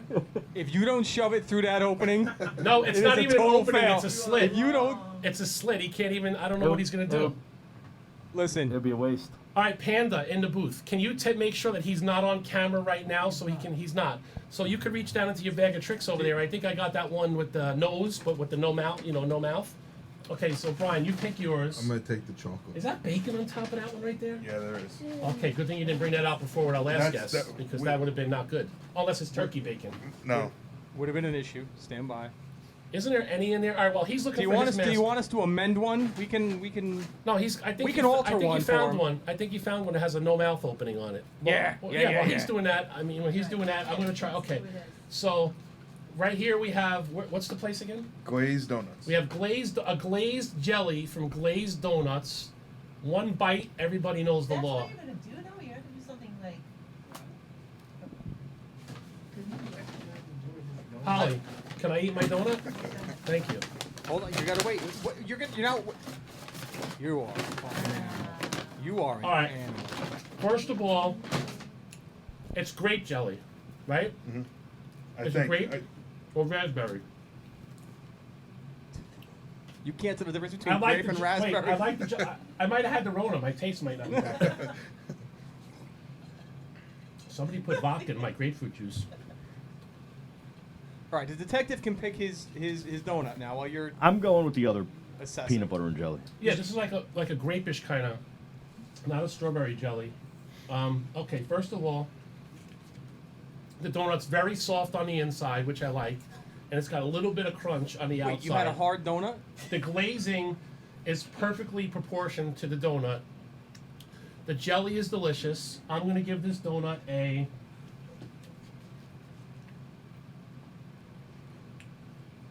8.1. Jesus. Wow. 8.1. Wow. That's a high out of the gate. Josh, if you could taste this donut, you give it at least an 8 yourself. This is a delicious donut. I have a podcast where I'm eating a donut and people tuned in and they're watching me eat a jelly donut. All right. 8.1. Brian, Now you're we up. know how Mike keeps that figure. That's beautiful. It's not easy, bro. So You think this double chin I'm hiding with this beard just came naturally? I put a lot of years into this. What do you got? So I have. They actually call this donut better than Entenmann's chocolate donut. Because the Entenmann's chocolate donut is good at certain times. I think this one is much fluffier and thicker than a regular Entenmann's donut. So it's fluffy and thick. How's the chocolate consistency to the... So, see, I like the chocolate with the chocolate. You like the chocolate with the yellow. Yeah, It looks very cakey, the chocolate on the inside. it's very. More cakey consistency. I like that. I'm gonna go. Look at 7.8. jelly donut wasn't enough for him. He's 7.8. eyeing up your chocolate. 7.8. Yeah. All right, so 8.1 on the jelly. But it 7. is better than Entenmann's. Right. Mike, So, right now- well, Entenmann's would be like, I don't know, getting a slice of... If you're doing a pizza review, that'd be like reviewing, like, Domino's. Yeah. Entenmann's Yeah. is the equivalent Yeah. to that. No offense to Entenmann's, but they're not real fucking donuts. Brian, Mike's looking at your donut right now like, are you going to finish that? You want mine? It You looks... got your peanut butter on my chocolate. All right, Dalton the donut eater, you're up. What do you got? What do you have over there? It's got fruity pebbles and First of all, great restraint by not even taking a bite out of that donut the whole time. It's fully a whole donut there. I didn't do it. Now, how are you going to get into that? Are you going to go like right, just bite right to the side? or Brian, how do tip you- his mic down for him a little bit. And you do know when you rate, you're going to rate on a scale of 1 to 10, right? yeah. And if you go with a No, whole you number, can't, guys. Don't All right, give okay, any all right, tips. all right, No I'm- tips. Let all him right. I'm the mom. let him Yeah, do it get in there. naturally. There you go. Now, don't rush to judgment. Enjoy that. Savor it a little bit. Let it, because the pastor's not coming in today, so we're running long. What's this for? Huh? What is this? So you're not an animal. Wipe your hands when you. You got peanut butter. Don't even tell him. You got peanut butter hanging off your teeth. All right. Stop trying to steal Dalton's thunder when we're I'm sorry, doing our Dalton. first ever Mike the Cop's Donut and Dog review, Blue Review. One bite, everybody knows the law. All right, Dalton, what do you got? What are you doing? 1 to 10. Can you describe A it? 9. A 9. Okay, that's a nine. rookie score because you went round. Usually do a point percentage there, but a 9, so a very high score. Now tell us, you can't just I know you hear this in school, or however you school. Prove your work. You can't just say 9. It's show your work. You have to but- show. Okay, all right, okay, because you're married to a teacher, tough guy. You know all the terms. Show your work.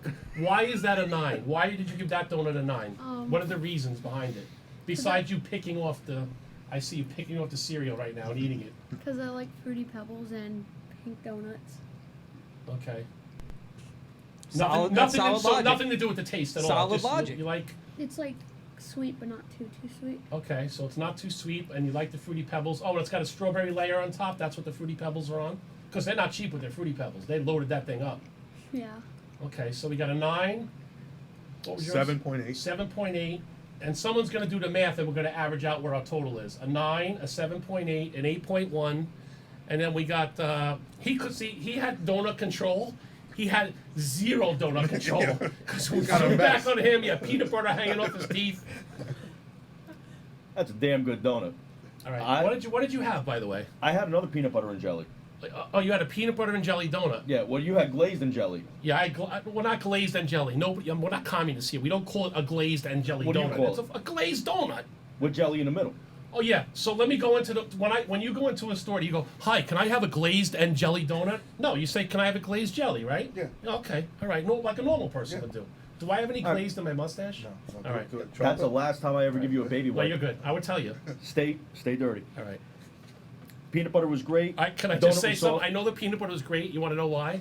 Because you still have peanut butter stuck on your teeth right here. Okay. Do I have something on my teeth? It's actually peanut butter and jelly. All right, so go ahead. Do your nice use of the dun-dun-dun. I got one.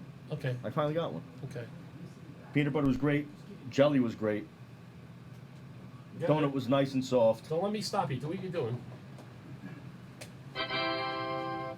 Obviously, you can tell by my lack of self-control with eating the Come donut. on in. Don't worry about it. All right, listen. Here's what I don't have a problem with you coming in here in the middle of my show, even though I'm a professional. It was like a professional. 6'4". What I do have a problem with is when you come in here and you eat over my shit, and then your bacon is falling on my jelly glaze. But I'm going to try that bacon with the. That's got to be good, right? You ever have maple syrup on your? 6'4". A 6'4"? Yeah. You gave that too quick. You gave that. It's almost like you had that planned. I'm going to go with the 7.2. 7.2. All right, Holly, add this up. She doesn't know math. She doesn't know math? No. Josh. Holly! Josh, you ready? Add it up, Holly! Where's the fluffer? 7.2, 8.1. What was yours? He already forgot. 7.8. 7.8 and a 9. Can you average that out to get our average rating for these 6. donuts? That's not 6, bro. Come on. I scored 890 on my SATs. You're asking me to do math? Yeah, I can average it out, Mike. All right, I'm going to do it in my head right now. That's not funny. 7.8. 8. And he was what? 7.2. So 7.2 and 7.8. That makes it a 7.5 15. ish. And you were a 9, and I was a 8.1. So that averages out to about 8.5, 8.5 and 7.5, and 8. All right, it's a rookie score. It's a rookie score, but the average rating on a glazed donut from www.glazeddonuts.com is an 8. Is an 8. On the lid with your Sharpie that you insisted I give you. An 8? An 8. Write it on there? On the inside lid. 8. Oh, sign it too? Yeah, sign. All right. And then we'll send them a box of their own donuts. All right, 8.1 That's how we do it. 'Cause everybody wants a box of half-eaten donuts from Mike the Cop. overall. Sorry, the real Mike the Cop. Because the other Mike the Cop's not the real Mike the Cop. MTC. All right, show that to the camera. That's signed today. It's an 8.1 overall by Mike the Cop. Okay, so at the beginning of the show, he wants it to go. He's pointing at this. He thinks you can see him through the window. You can't. At the beginning of the show, can I have my whiteboard? It's like Panda does like Navy SEAL At the beginning of the communications back show, here. I gave Panda a whiteboard like this, and I said, if you want to communicate with me, don't give me any. No, he's Remember that Navy time SEAL that stuff. person may believe they did sign language, and they went on the air and they did sign language, and they were just making up stuff as they did it? That's what it's like trying to communicate with him. So I gave him one of these, and I said this. Use this whiteboard and communicate with me, right? And I said, use this and write really big so I can see what you're saying, so I know what's going on. He's over there right now going like this. Look, it looks like he's trying to land a plane. He's going like this, he's going like this, he's going like that. I don't even know what that means. Plus, I'm not doing the work. Oh, that donut looks really good. What is that one right there again? Which one? That one with the dust That on one, it. that's s'mores. Oh, s'mores? Oh, I'm going to go for that one later. Dibs on the s'mores. Dibs on the s'mores. All right, let's turn it that way and close it. So our final scores are 8.1 on the first ever Mike the Cop's Donut and Dog review. You're going to take them out? Yeah, I'll take them out for you. Really? Yeah. All right. Take them out. Okay, for take them out. So. Oh, you wanted them here, you fat bastard. Yeah. So what we'll do now I know we're gonna is review the donut as one bite, but can you leave the whole box here for me? Yes, come on. Oh shit! I didn't take the safety off. So. Did What you happened? reload? I thought I did. She said. You taking everything? Oh, thank you. I wasn't done with that. Give me that right there. All right, thank I you. should have known. So what we're gonna do now is we're gonna do our NFL review. So we're only on a show once a month, but it's very important to keep you up to date on what's going on in the NFL. So fuck the NFL. All right, that's our NFL review. The NFL interview is over. Yep. Holly, the mom of Dalton the Donut Eater, said it was okay to say the F word in front of him, so that's why I did that. You know what? We're running a little ahead of schedule, Josh. Yes. So why don't we have the nutty guys come in, right? Can we do that? Can we do that now, or do you want to do that after commercial break? Let's do it after, because we can get everything set. Let's take a commercial break. Take a commercial break take now? a commercial break, yeah. Okay. Josh, producer, says we'll take a commercial break now, and then we'll set everything up. So, Panda, can you just run our regular standard, commercial that we usually do? Thank you, brother.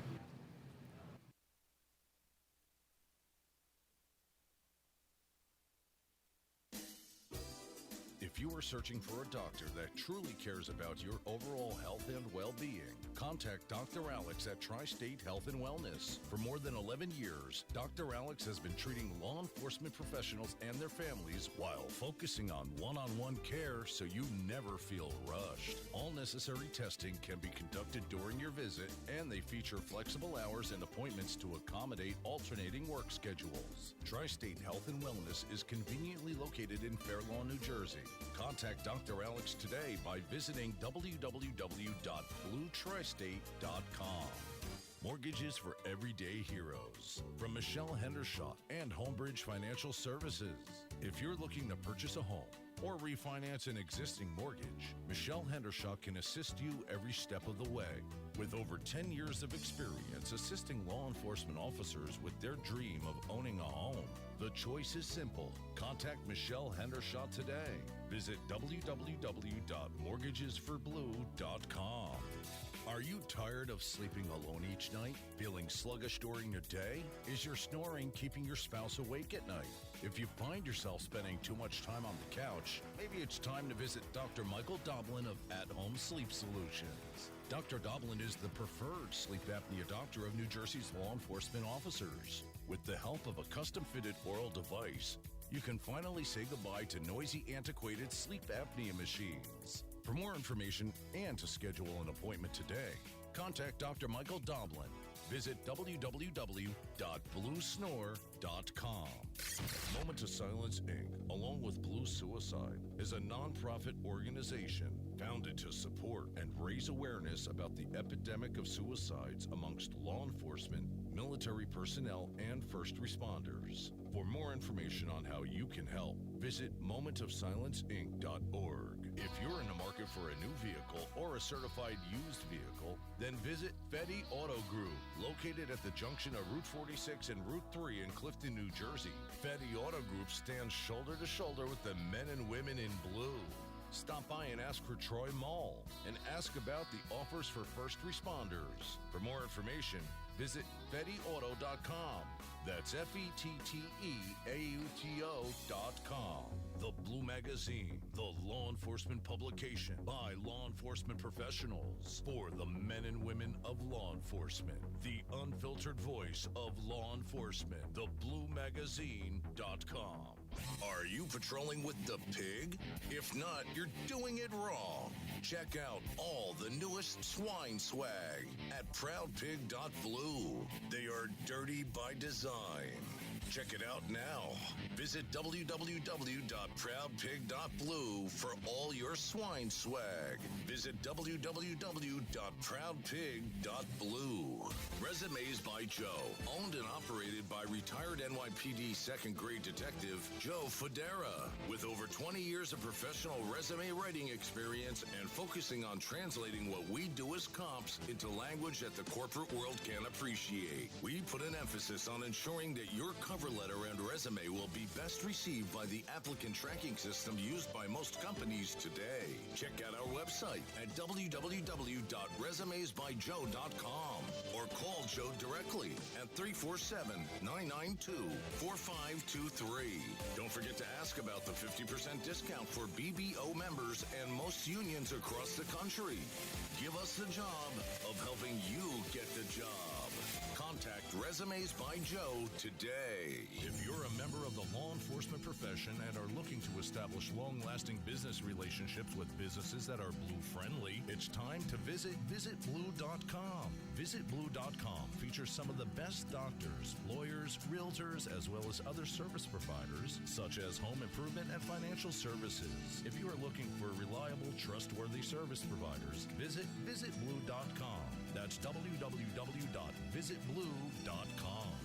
Founded in 2014 by retired NYPD police officer Michael Burke, Brothers Before Others is a national 501c3 law enforcement charity comprised solely of both sworn and retired police officers. Since their inception, Brothers Before Others has sent floral arrangements to the services of all line-of-duty deaths, regardless of where in the country they occur. Having spent over $350,000 to date, while the National Flower Fund remains their cornerstone, their benevolence has since grown well beyond that, even into the civilian world.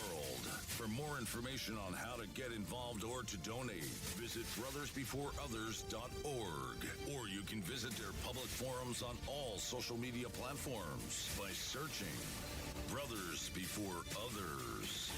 Founded in 2016 by professional musician Neil Giraldo, 3-Chord Bourbon has developed a process that is defined as the perfectly tuned taste, blending carefully selected whiskey bourbon and rye whiskey stocks from Kentucky, Tennessee, and Indiana. Designed to be enjoyed with friends and family, 3-Chord Bourbon will leave you with the same feeling you experience after hearing that perfect song.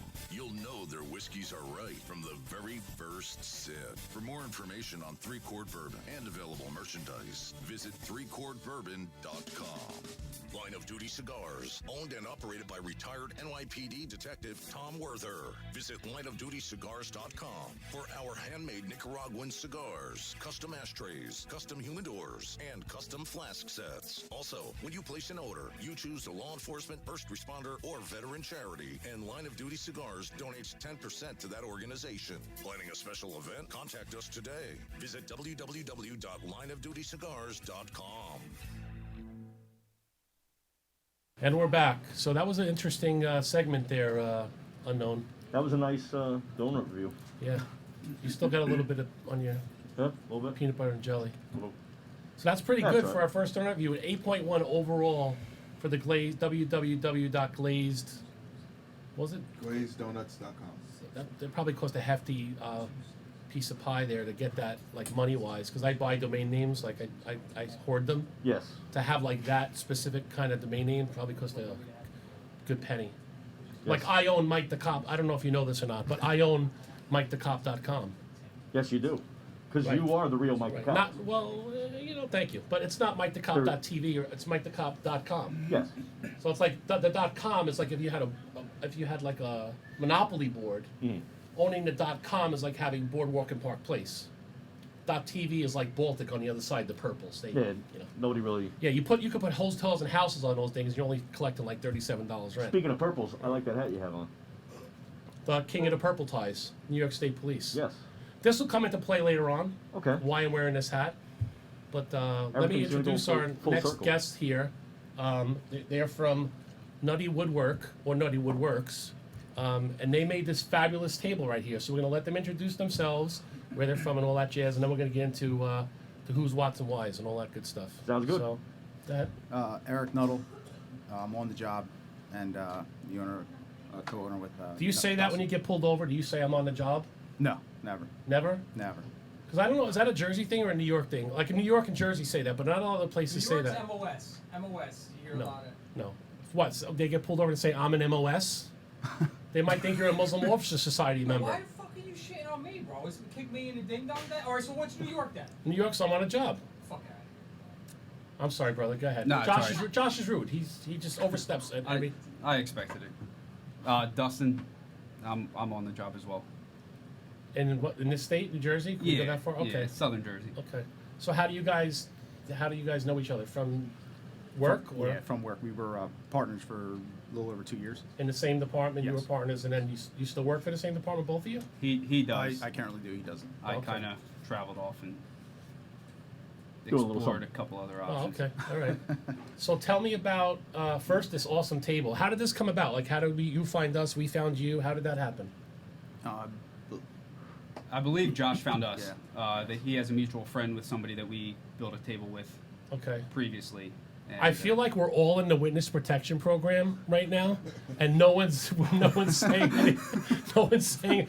Josh has a friend that I know who. Who's a friend of ours Shall or a remain friend nameless. of mine? So Josh's friend. I got some Josh extra masks if you guys want. hooks you guys up, hooks us together, and then because we were renovating this place and then said, we want a table. He reached out to us saying he wanted a broadcast table, and How did you come up with this, though? Like, what made you, like, was this something that Danny, we like to call him El Jefe del Valle, did he choose this, or did you guys say, we have an idea, and he kind of let you? we kind of gave him a couple ideas of what we envisioned for your table, and we bounced some ideas around, and this is kind of like the final product of what we got, and got the thin blue line and your logo right there. He provided us with the logo. Yeah. I can't wait to see it, like, from the the viewer's perspective when they see it on the camera. But I'm telling you, in the studio, this is really nice. Its craftsmanship is really nice. It's a solid piece of wood. Is this hard to put the what is this called? The coating? What's the terminology in here? This is a epoxy top. It's a glass top. Is this hard to it's get all this epoxy. on here like this and get it? Took so us a couple smooth? times to get it on. You got to pour it in layers and let it harden. It's like a lot of bar tops are made out of epoxy tops. So Right. they're real durable. Now, all in all, say this specific table, how long from start to finish would it take to make? This whole project took us about 2 months, 2.5 Oh, wow. months. Well, the hardest part was finding the actual slab of wood that we used for this. This So, came. so take us through that. Like, so say this, any project, like the start of it is finding a slab. Yes. And for how do you do that? Like, what do you? So we have a. It's kind of funny. We have a wood dealer that goes up to. I guess you could say like Lancaster. Lancaster, upstate New York, and he goes to these high-end mills and finds it's not just construction wood. Lancaster. That's where the Amish are, right? Yes. Yep. Where they make the Yeah, fireplaces. and this is actually sheds. The sheds. sycamore wood. Don't have electricity. Yeah, this is sycamore. This actually came from a 14-foot slab. Wow. So this is only half of the slab. Oh, wow. And Don't have electricity. Do the Amish still wear masks? to us, it kind of hurt our hearts. It actually had it had live edge on both sides, but they wanted a completely dimensional Right. table, so we had to cut the live edge off both sides. Yeah. I And really like this. that's where you got your complete kind of rectangle from. And why 2 months? So 2 months. Obviously, you guys work and have other jobs, but what? Sure. What? So what's the normal? Because you're doing this little at a time, right? Literally, the hardest part was finding the piece of wood that we needed for this. When you're talking like you want almost 3 foot wide table, that means we got to find almost a 4 foot wide table. After we cut the edges off and make it dimensional, it took us almost a month to find the slab to work on this. So customers have to have patience because we live in a world where you order something on Amazon and you want it the next day. Yeah. This is something where Just people doesn't have to happen. understand Sure. that this is a work of art. This is handcrafted. This is this isn't just something that is factory made. You guys are doing this by hand. Yes. No, it's just the two of us by ourselves. In between shifts. Just the two of So us. with all that with all that work that you guys put into it, this being one of one, how did it make you feel watching that animal just eat a donut over it, with the donut just falling all over the table, like no care in the world? Josh, let me just say this. I'd be remiss if I did not say this. Go ahead.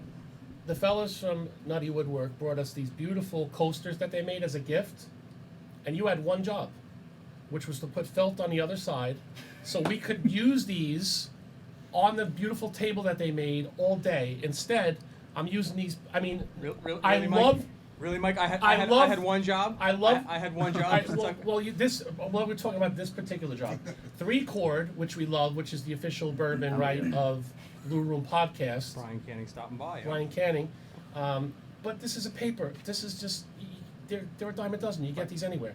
This is a beautiful work. This is another work of art. It's beautiful. So now I got to do this, and then I got to do this, and then I got to do that. So let's not talk about, messing things up and messing the table up. You didn't care. So how do you two get into, like, what got you into wood? Like, So, woodworking. Is it hard to work with wood? So originally, I ended up making a bath tray for my wife now, and I decided to make her something for Valentine's Day, and it was something I thought it was going to be easy, and it wasn't. It was very hard, and I think I finished it in June. And I made her this bath tray, and I ended up tossing the idea around, and she pushed me. She was like, "You should really start making stuff, and stop working overtime and stop working details and just do your own thing and start working." And she came up with the Nutty Woodwork, because my last name's Nuttall. And after I So you have a great thing that you're doing, but you have another boss to report to. now. Yes. She came up with the Yes. name. It was Yeah. her idea. So It was you're an her idea. employee. She's the CEO, the CFO. I know the Yeah, feeling, she's the trust one me. behind the scenes. Right. And then right after I got started and I started making everything, I was like, wow, like this is a lot of work. So I reached out to my partner and we decided to make this like one of our things to do and start taking off, and hopefully we don't have to work any more overtime or details, and That's the this goal. is our thing to do. Do you get lost when you're doing this stuff, like just away from all the bullshit and stress and Oh, everything? it's great. Kind of just, Yeah. yeah. I can imagine. Sure, I absolutely. wish I had the skill to do. I try to do stuff like this, not a table, but like woodworking and stuff at home. Like my wife last night, she found this thing, like, you know, she goes on Pinterest and all these places, and she's like, oh, can you do this? And it's like they took an umbrella that you use outside, the really big ones, like you use at a barbecue, that have like promotional ones, and they cut the umbrella off it, and they flipped it upside down, and they cut out circular pieces, you know, bigger at the base, smaller at the top, but you got to cut the perfect circles or whatever. And then they somehow attached them to the pole. I don't know how.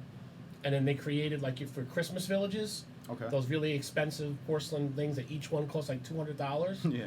And then you want to put like 10 of them around one, and then the next one maybe holds 8 till you get to the top, and it's like 2. So all in, you're like $5, $6, $7, $8, $10,000 worth of houses. Yeah.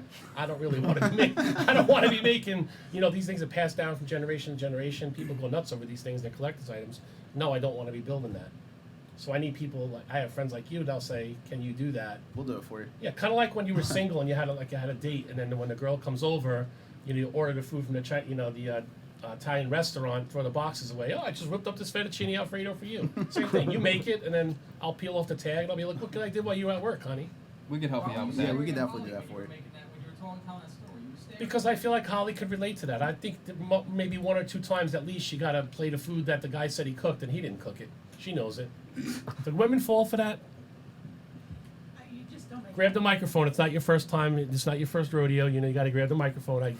We're talking to it. When you're answering me, you're answering the whole I've fallen for it, allegedly. a few times. How did you Some know? things you overlook. So when you don't mind somebody doing like a fake fettuccine Alfredo or pasta primavera, as long as it's good. Right. Right. Are we all like 5 years old that we hear what do you call those things again? Hey, Holly, I made you some fettuccine. We hear something on the soundboard and then we just like lose it, and then we can't even continue on with the show because. So yeah, you fell for that a few times. All right, Dalton Donati is here, so X and A on the conversation. Back to the wood. So how long you guys been a company to get doing this like officially? You're like an LLC or like a, No, we're just doing it on the side right now. And oh, we're okay. just So Uncle doing- Sam has no idea. Okay. Well, you Until- don't until today. You get Until paid. today. You get paid in donuts, right? You yes, get paid in exactly. donuts and Yeah, hugs. yes, absolutely. Which there'll be And there'll be plenty of those right after the show. it. And Grand alcohol. opening, grand closing.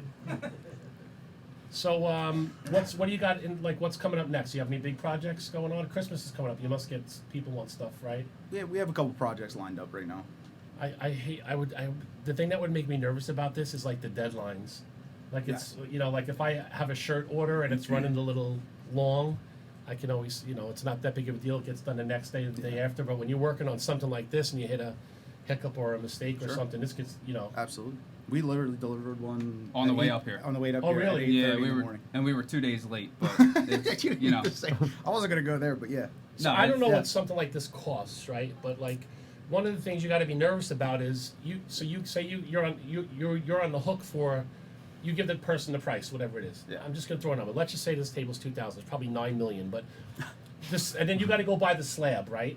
Yeah. You buy the slab, and then that's on you. You're cutting that slab, or you make a mistake, or you're doing something and it cracks, or you get something in there that you don't want.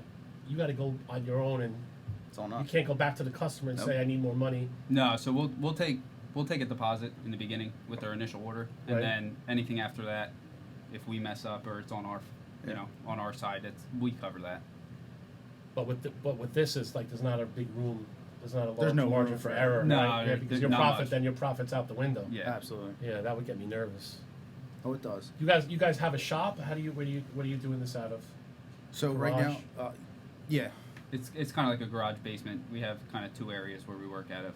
There's a place where we cut and you get all the mess and the wood, and then there's a place where we kind of pour, keep it clean and everything Okay. like that. So somebody wants to get a Nutty Woodwork table, or so. What, before we get to how they get to you, what else do you do besides tables? Like, what's the most common? Is the table the most common thing, or this is a high? So this is a high end job, right? Sure. Yeah. This is So- one of The larger the projects larger we've tables done. we've done. So what's like the most common? We do a thing lot that you of do? cutting boards, coasters. We do a lot of bath trays. Yeah. Yeah. A lot of bath And the trays. turnaround on that, generally, if you're not swamped, if it's not like Christmas or holidays 2 or weeks. stuff like that. Yeah. So 3 weeks. Okay. You guys have a website? Right now, we're basically just run off our Instagram Okay. and our Facebook. We have an Etsy. We haven't really messed with it too much at all. The But, Etsy? Yeah. Yeah, I feel we've been a I little feel too busy. Etsy is more like, is that for like, will people go there for this, like Etsy? I feel like when Not, I, not even so much this. I Yeah. mean, like everybody sees our Instagram, and then we blast it on Facebook, and I mean, that's how we got. so yeah. let's go through the social media platforms. On Facebook, are they the same all across the board? You have the same name everywhere? Yep. So Yep. what is it? Nutty Woodwork. No S. No S. So Just Nutty Woodwork on Facebook, Instagram. Do you have Twitter? No Twitter. No need Not- for that, really. No one's yeah. really doing orders off Twitter, Yeah. right? Are you on Parlor? No. Yeah, you don't. Josh is Communists. on there. Don't Communists. Get on worry. Parlor. Josh has everybody. Josh makes enough posts on Parlor to cover everybody in this room 10 times over. Get on Parlor, you communists. So Facebook. so then when they want to order, you take orders through you. How do you Just message us, and we'll give you the rundown of what they'll expect, what you want, and we'll design it. There's a bunch of questions involved. Yeah, I mean, it's not just I want that. It's Right. colors, types of wood. Custom bases. Yeah. Like this base was custom for them. Yeah, this is really. I really like this. You know what I'm happy about though too? I'm happy that we have the coasters here because we do a thing here. Besides doing a donut and dog review, we have this guy. His name is Dick Whiskey? Trooper Dick Whiskey. He actually has a sound effect on the soundboard. Trooper Dick Whiskey. We The gotta go soundboard that I gave to you to. Well, I'm working between 3 of them. Right. Trooper Dick Whiskey would be on the purple one, which was like our special sound effects for the show. But anyway, Trooper Dick Whiskey. It's Dick Whiskey, y'all. There you go. It's Dick Whiskey, y'all. So Trooper Dick Whiskey, not to be confused with Whiskey Dick, is what he does. He does a booze and beer review. So he calls in from an undisclosed location, another guy who has to be, disguised, and we do a booze or beer review. This week we're doing. disguised? Well, no. Well, he does. He has to be because he's active. So this is Trogs. It's out of Hershey, Pennsylvania. It's an independent brewing company, and this is the Mad Elf. It's an ale brewed with honey and cherries, and it's a once-a-year ale. So they only comes out around the holiday time. So we're not going to taste it yet. It's 11% alcohol by volume. And Trooper Dick Whiskey, we're going to get him on the air, and then he's going to. Is he on the air? Trooper Dick Whiskey, how are you?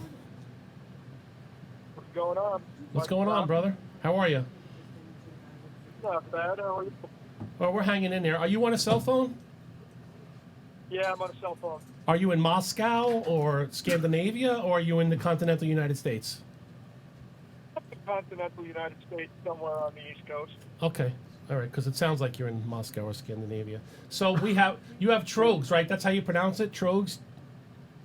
Yeah, we have Trogs. It's the Mad Elf, like you said. It is a once-a-year beer.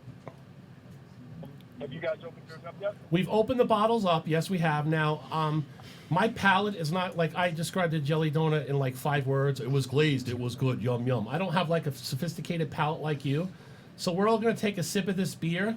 Actually, you got pretty into the jelly. And then can you tell me what I'm tasting? Because I probably won't know. I'll just say beer good, beer bad. But can you tell me like what is in the beer and what it has, all those fancy things that you do? Because you're a big IPA guy, aren't you, Dick?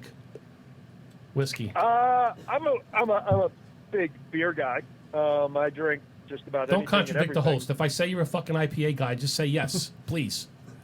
Try to run a Well, professional show here. There's like For 6 Christ's different sakes. types of beer. You have stouts, you have imperials. There's not just IPAs. Well, So, that's 2. I'm Can a you beer name all? guy. Can you name all 6? Because you said there's 6 different types of beer, and then you said there's stouts and there's imperials. I'm not really good at math, but that 1, 2. Can we hear the other 4? All right, so you have lager. Dude, this is how you're you gonna. have IPA. Okay, because people want to. We call you. We have you do this thing, Trooper Dick Whiskey, booze and beer review. You have to. It's Dick Whiskey, y'all. We have to show the people that you know what you're talking about. So we got 2. Give us the other 4 again. Sorry, start over. All right. So you got your lager, which is your Bud Light, all your normal beers. Okay. You have your IPAs. You have IPA probably has about 8 different subsets within that. Okay. You have your Imperial Stout. You have your regular Stout. That's my nickname for my penis, by the way. Imperial Stout. What was that? Nothing. Go ahead. Go on. Imperial Stout. Yes. This one is a Belgium Ale. Okay. You there, Mikey? Yeah, I was listening. I thought I was seeing if you got the 6. Okay, so Belgian ale, I got that. Is that like Hoegaarden? Is Hoegaarden a Belgian ale? Would you call me? No, Hoegaarden is a German-style Pilsner, I believe. I love the Hoegaarden. Just saying. All right. So you do. So tell me about the Trogs then, the Mad Elf. It's a once a year Who beer? doesn't love a Hoegaarden? It's a once-a-year beer. Is there an L in that? It's a once-a-year beer. They put it out. It's an 11% alcohol by volume. Yeah, that means that it gets you drunker faster, right? In layman's terms. Yeah. So if you look at like a Bud Light and a Coors Light, they're Right. like a 5.4%. Okay. So this one can is 2 of those beers put together. Oh, you have a can. We have a bottle. Is that going to impact the actual? The actual flavor? I don't think so. Most people don't know the difference.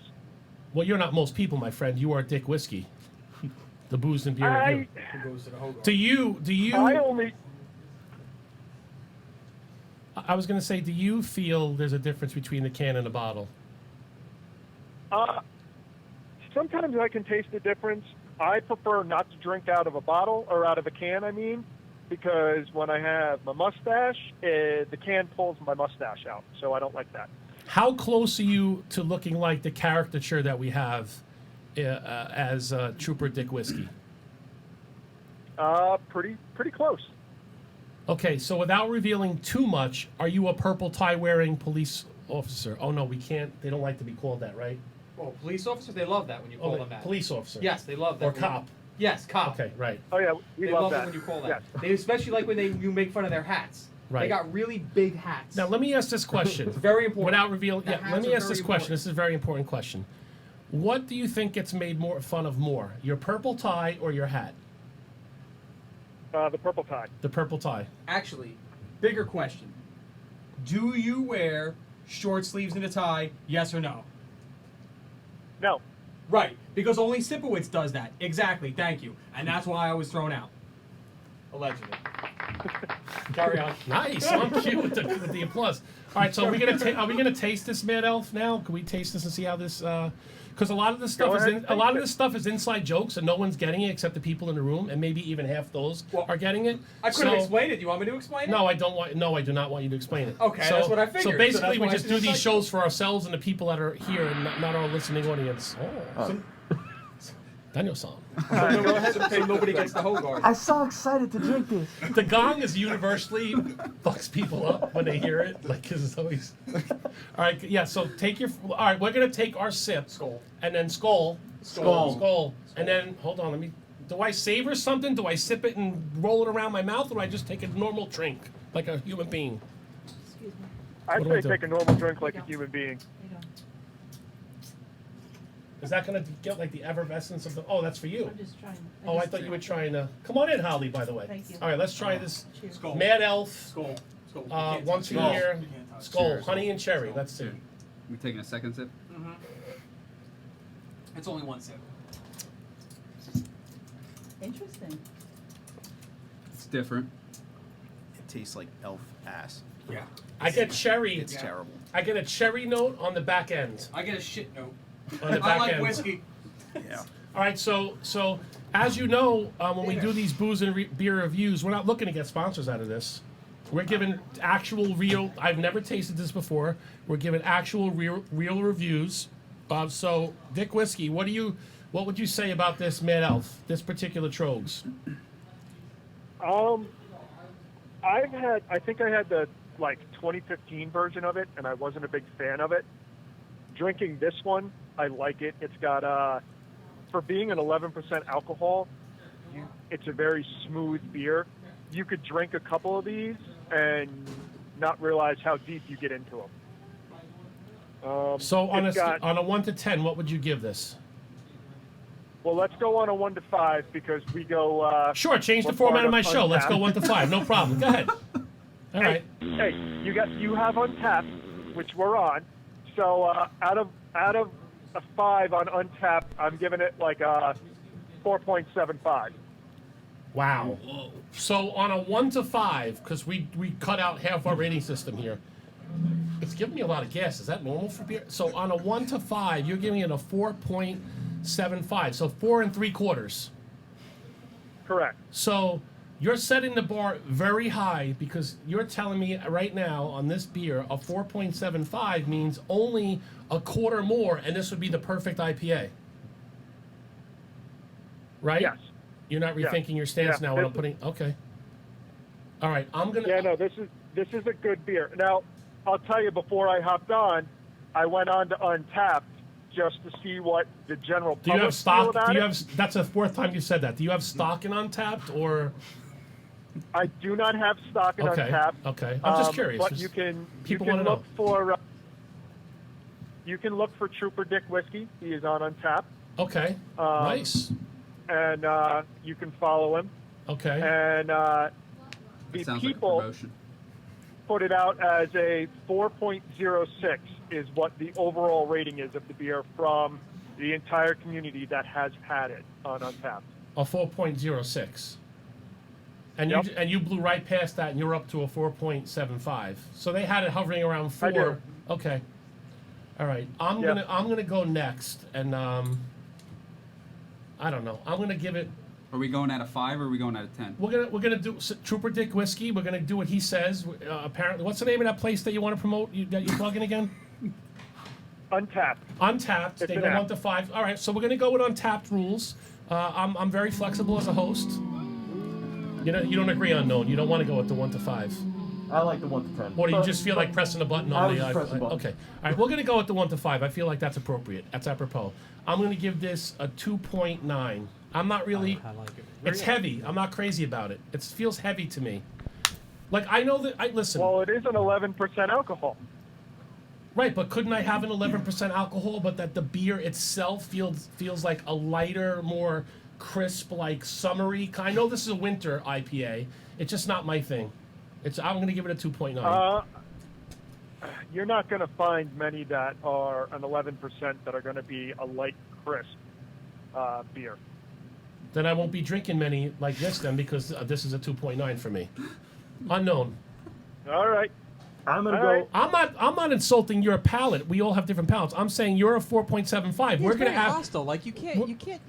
Yeah, I mean, debate like your yeah. score. Yes. I mean, no, that's but what your we're gonna score. do is we're gonna average it out and see what's the name of that place you like promoting again? Untapped. Untapped.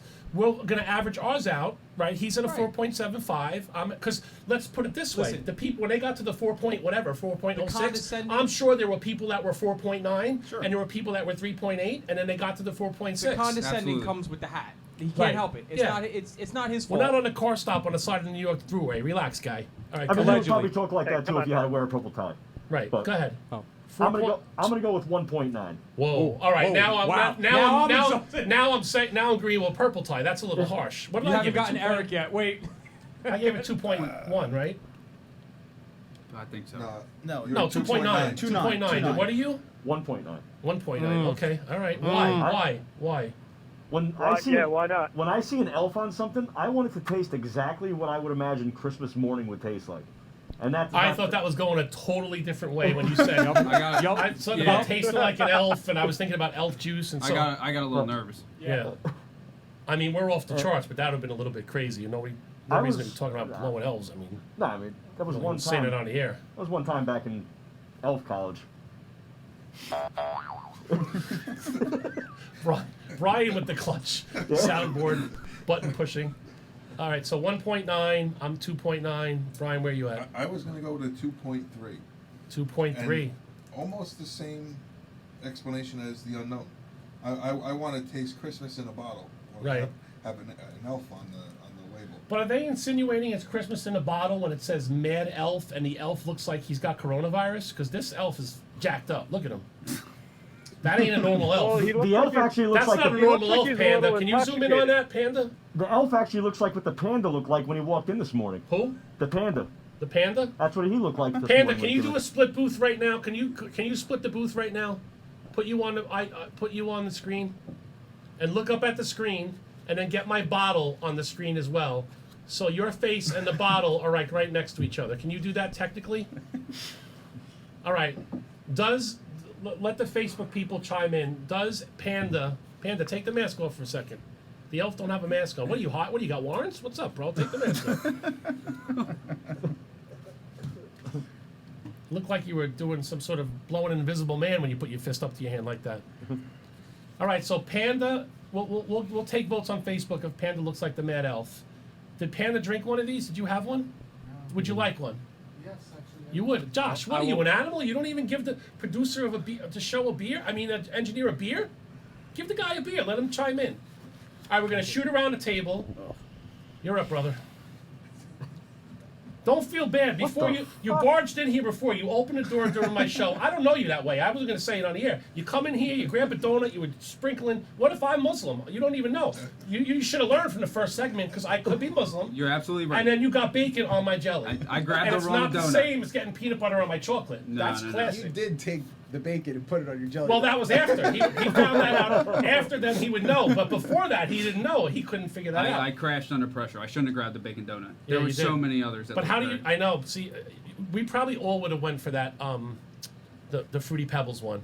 Yeah. Like if I would have opened that up, the 5-year-old in me would have said, or the 11-year-old in me would have said, I'm having that one right there, and I would have passed up that lovely one. What's that one I like? Except for Chris, the last time that Brian brought those donuts in, like gentlemen, you wait till everybody gets there before you start diving in. Chris came in, stumbled in, opened the box before anybody was there, saw the cannoli one, Did he and finger fuck all the? just ripped right into the cannoli one. Just All right, so he tore it took up. the cannoli one, but he didn't touch like. No, he didn't touch. but- Another pet peeve of mine to circle But- back. but honestly- don't honestly- touch it. Don't go into the donut box and touch a donut and then not take that Or donut. cut the half. Who does that? No. That annoys the Cutting shit out a of me. donut in half Pet is like peeve. eating pizza with Yes. a fork and knife. Yes. Does anybody in here eat pizza with But a then- fork and but knife? again, No. how- Okay, because you would immediately be ejected. How close does Chris have to be to your donut for it to be offensive anyway? Let's be honest about the situation. I would invoke the coronavirus 6-foot rule. I don't want him within 6 feet of my donuts at all times. All right, so. All right, so we're gonna let you go last. We want you to go last. All right, you're up. Oh, so brother. I'm up? Yeah, you're up. I'm not a big beer guy. No. I'm more like a bourbon guy. Did you enjoy the 3-chord? Love it. The rye. Love it. 1 to 5. We're gonna go by the. What's that place again that you like? That you like to talk about? Untapped. Untapped. 1 to 5 rule. Wait, They don't do bourbon. They only do beer, right? They only do beer. But we got to stay with the 1 to 5, so we keep it in. So I'm going 1 to 5 with this, Mad Elf. Well, first go 1 to 5 on the chord on 3-chord. I'm going like a 4.8, 4.9. Wow, all right, Brian's gonna love to hear That- that. that's a solid- The rye is my favorite. That's a I'm solid not, score. I'm super like crazy bourbon guy. I like it. I like to sip it. But the rye, I've taken bottles home and worked my way through them in a couple of See, days. I enjoyed the blended better. He liked the rye better. Yeah, absolutely. And it's smooth. It doesn't, I like that. They're yeah. both very smooth. Yeah. But I'm probably gonna go with like a 2.8. 2.8. All right, so you're right around where I was at 2.8. The way you were hemming and hawing, I thought you were going to give it like a 0.5 or something. That's not bad. 2.8. You're this. Oh, so you're not saying. He's not holding back at all. This isn't going to be a positive This should review. be called the Mad Elf Ass. Elf Ass? This is terrible. Terrible. I can't get behind any IPA, real heavy beer. It's just. Well, you got to remember, it's a Belgium. He didn't say it was an IPA. Or Belgium. It's not. But I mean, good. are you a beer drinker? No, I like. beer. Beer. So yeah, I don't like. He's not a communist. I don't He like, likes beer. He's an American I don't citizen. Like, it's just So what not the a. fuck? It's not. I don't like a heavy beer. It's just. No, it's not for me. What are you giving it? Oh God. Yeah. A 1.2. So you wouldn't crack one of these open while you're working on. No. There goes our fucking Med Elf sponsorship. We ain't getting none from them. I can't shake them down for anything. I was going to say, Panda's going to save it. Trogs is not going to be happy. Well, listen, this is only one. Let's be fair. They put out all different versions. When I went into the store, They had a winter wonderland one that looked pretty good. It was lighter. They had quite a few different selections. I picked this one out because again I'm like a 5-year-old. So- I went in there and I picked it out by the label. So If you're wanna watching taste- Panda rip this bottle in here, you're gonna regret me involving him in the review. Because you want this thing to make it to the end of the show. Bad idea. Because Dick, what were we originally gonna do? What was the Trogs we were originally gonna do? It was like Lucky Hopper. It was the summer ale. Right, and they didn't have any left in the store. That would have been a lighter one, right? Lighter than this. Yeah, it absolutely would have been lighter. And this could have went a different way. We wouldn't be giving it twos, Probably. and you know. Basically, right now, if you want to taste a menstruating skunk's asshole, drink a Mad Elf. Good plug. I like that. I feel like we're not going to see that in their next commercial. No. And also, anybody who's watching the show, like when we do the clips, we will not be tagging Trogs in any way, shape, or form after this. I mean, unless we just go by Trooper Dick Whiskey. So wait, a because- menstruating skunk's asshole's not a positive review? No. All right, so we got all our numbers in here. Quick math in my head. Counting, I'm going to say this. Counting Trooper Dick Whiskey's review, we're at a 2.7 right now. So it really comes down to what's going to happen over here with Big Panda in the booth, if it's going to go up or down from the 2.7. I have watching him suck on this bottle, I got a good feeling about where this review is going. Well, you don't know if that's because he liked the beer or because he was thirsty. So you're gonna put the camera on you when you're in the booth and you're speaking, right? It's a beer, not a dick, so you don't have to suck it so hard. All right. We want the people at home to see Big Panda in the booth and see what we see when we're interacting with him. Now go ahead, give it the review. Wait, he was going like this. So I got him was he right in the saying microphone. yes? See, it is possible to shoot the gun out of the perp's hands. You sir. can do it. Personally, I would have to small, give miss small. Personally, I would have to give this beer a 4.7 because it is a really good beer. A 4.7.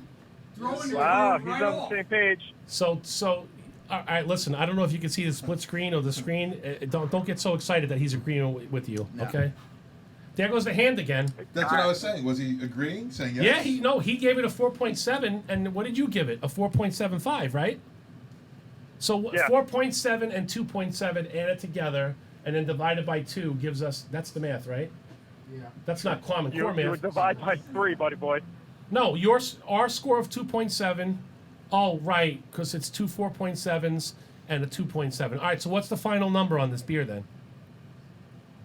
Let's see, you had a 4.7, another 4.7 makes it 69. 9.4, and then you guys had a 2.7. 2.7. I round. 2.7. Yeah. Where are we at? So we're at. I was giving your 2 4.7s, combining that because it equaled each other. So I would say you take a 4.7 and a 2.7, and you average those two out to get your final number. I don't think you count the 4.7 twice. All right, so you're at like a 3 point something. So 3.5 3.5 is the final number for the Mad Elf Trogs Mad Elf Trogs. once a year. A 3.5 Mad Elf. The 3.5 for the Mad Elf. That's where we're at. Yeah, that's where we're at. All right, so that's not that bad. Maybe we can tag him, but just leave out the part about the skunk. It's better than half. Skunky ass. Yeah. I mean, a 2.5 would be average on a 1 to 5. So a 3.5. It's above average. Yeah, a 3.5 is like a meat standards. No, I wouldn't say it's above. I would say it's meet standards, right, or above standards. It meets some standards. It meets some standards. I would say above because 2.5 is standard. So it's above standards, but not well above standards. Because the supervisors don't like giving you the well above standards. What are you doing in here? The donut review was 45 minutes ago. Does he like Mad Elf? You want to sip a beer? You want to try it? Where's your Dalton? Where's your little toy? Here, dip that in. Dip that in there. Dip the donut in that right there. Give that a taste. Dalton. All right, so 2.5 we're at for the Trogs Mad Elf. 3.5. I'm sorry, yeah. Which is above standards. That's where we're at. So Trooper Dick Whiskey. Thank you very much. It's been a very eventful first. It's applause. I would think he'd get up more. Is there something else we can give him? On this one? Yeah. I would have went with this. Oh, he think the beer's so good, it just come out. All right. So before we let Trooper Dick Whiskey go, I want you to do your review over in your whatever nationality or race or whatever that is. I don't know. I don't want to assume because I don't want to offend anybody. Absolutely. Because it could be Muslim. It could be. Well, Muslim is not the nationality, but that could be his religion. He could be a Chinese Could Muslim. be slightly Irish. He could be Irish. Slightly. Yeah. Speaking of that, before we get to your voice, there is something I want to try. If you could find the Trooper Dick whiskey, it's called Long Ireland, okay? Long Ireland is the name of the brewing company, and it's chocolate jelly ring. You know the chocolate jelly ring? IPA. I want you to find that. I want to give that a review. I know I said I don't like heavy stuff, but I feel like that's like almost like a shake. Like I could put ice cream in that, maybe. I love chocolate jelly rings. And they're kosher, by the way. I did see somebody post that. I will have to see if I can find that up by me. Now, do your review. Hold on, stay here for this. Unknown Detective is going to do his review in Chinese. I first take a taste of it. It tastes like a bat that I ate in Wuhan one time. It really no good. I don't like it. It tastes like a Wuhan bat. And that's all I have to say about that. I'd rather have a line of duty this cigar. show was fun. I'd rather have a line of duty cigar stuck in my pussy. That's just me, though. So you guys enjoy. Oh, so you want a Monica Lewinsky then? I do want 2 more Monica Lewinsky. That's what I would like. Okay. Panda, we're going to go to a commercial break now because we're not going to recover from that.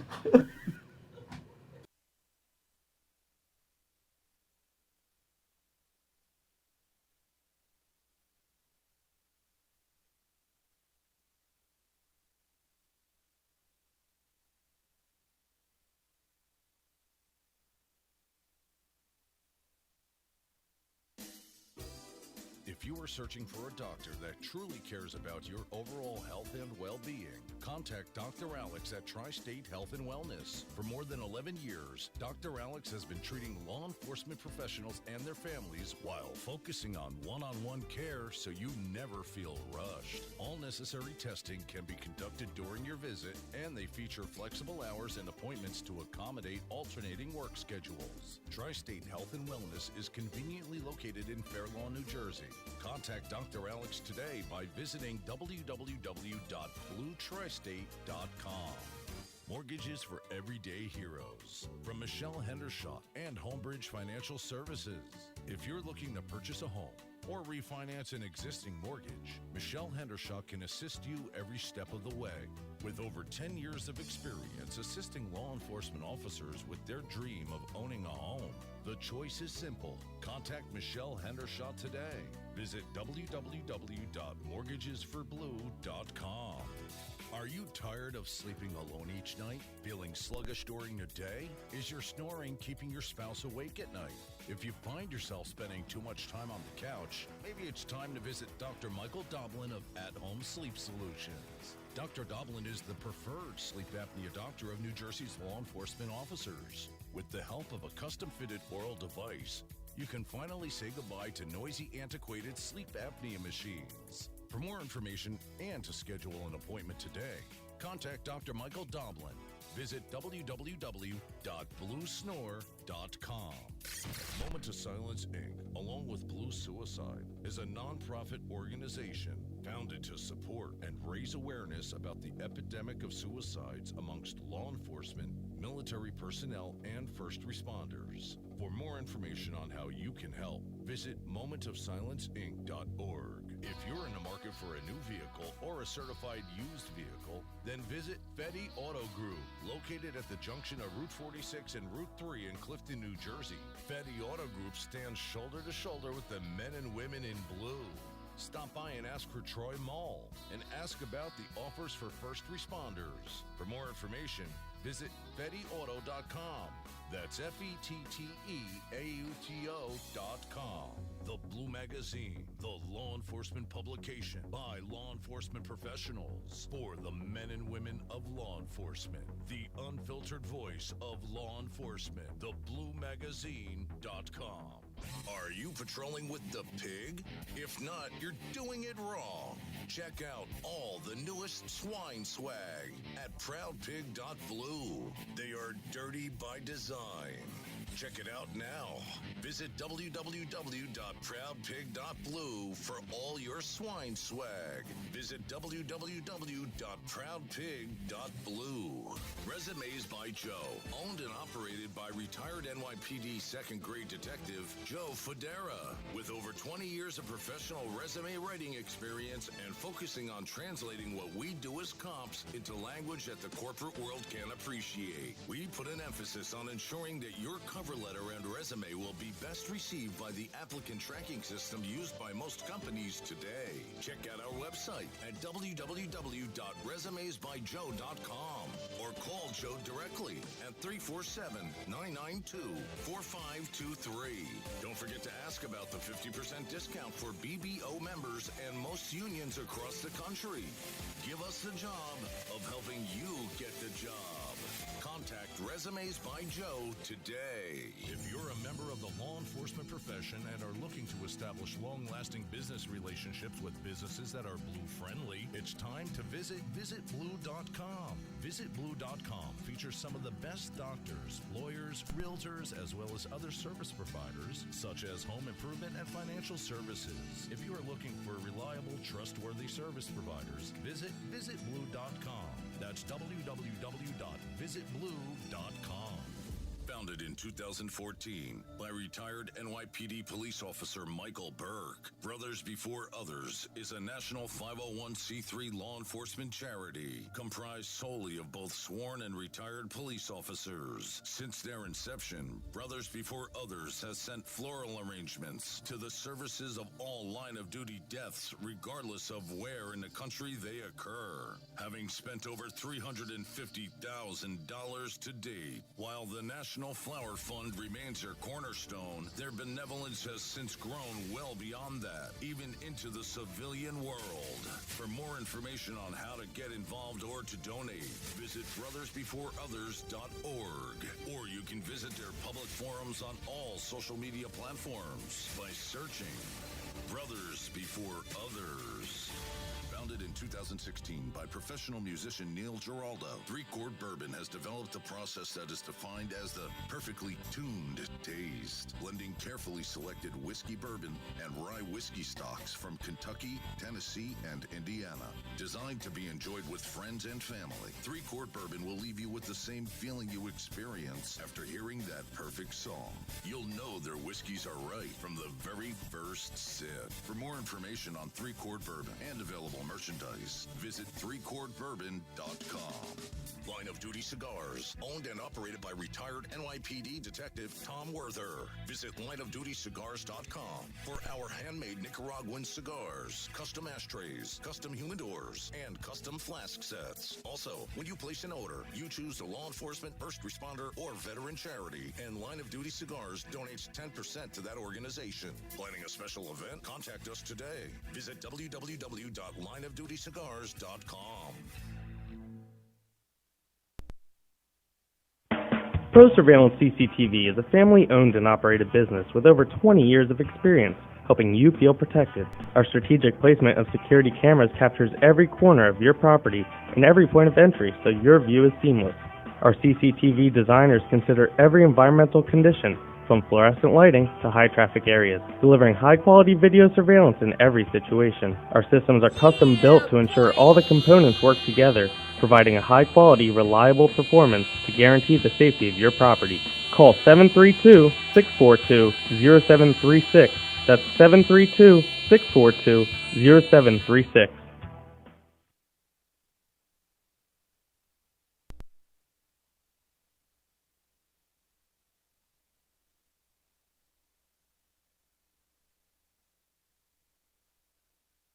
And we're back. So that was a very interesting segment there. Trogs, if you're listening, I don't know if you were alerted by your Trogies or whatever the people that follow you, what they call you. I'd be happy with your 3.5 and disregard all the actual comments on how we got to the 3.5. So starting off, the guys from Nutty Wood are hanging out with us, right? They're going to hang out till the end of the show. We're here till the end. The 2 o'clock show canceled, so we can go a little bit long. We do have to be out of here by about 2:45. We won't be here that long. Barbara from Harlem's coming up at 3 o'clock. So on this side of the break, what we're going to do is, well, before I do the book review, I want to play a video by Andrew Dice Clay, who it was a cameo. It was a cameo by Andrew Dice Clay. So we're going to play that cameo by Andrew Dice Clay now. There's a little treat for our audience. Cover your kids' ears. I don't know. I'm in the middle of something here. This guy, Mike, Mike has a little announcement, I think. Mike the Cop has a podcast. Did you hear anything about it? No. Yeah, well, he does. So I want to wish him a lot of luck with this. What is this? Mike the Cop has a podcast. Lottie fucking da. Who gives a crap? What do they want, a commercial?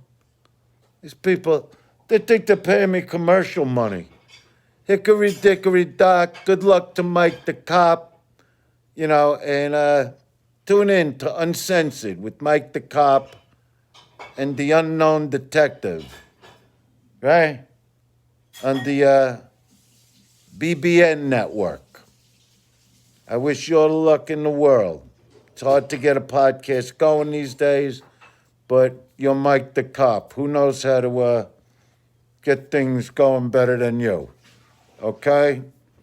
All I know is you'll get lots of guests. You'll probably get some chicks on there. A lot of chicks like cops, so wear the uniform when you're on the air.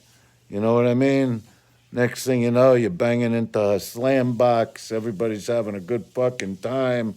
All of a sudden, you're a celebrity. Who even knows? Maybe you get to go on Howard Stern or Joe Rogan. You know what I mean? You're going to do okay, Mike. You bring them on, do the interrogation. Next thing you know, you're peppering her ass cheeks with your fucking balls like a speed bag in the gym.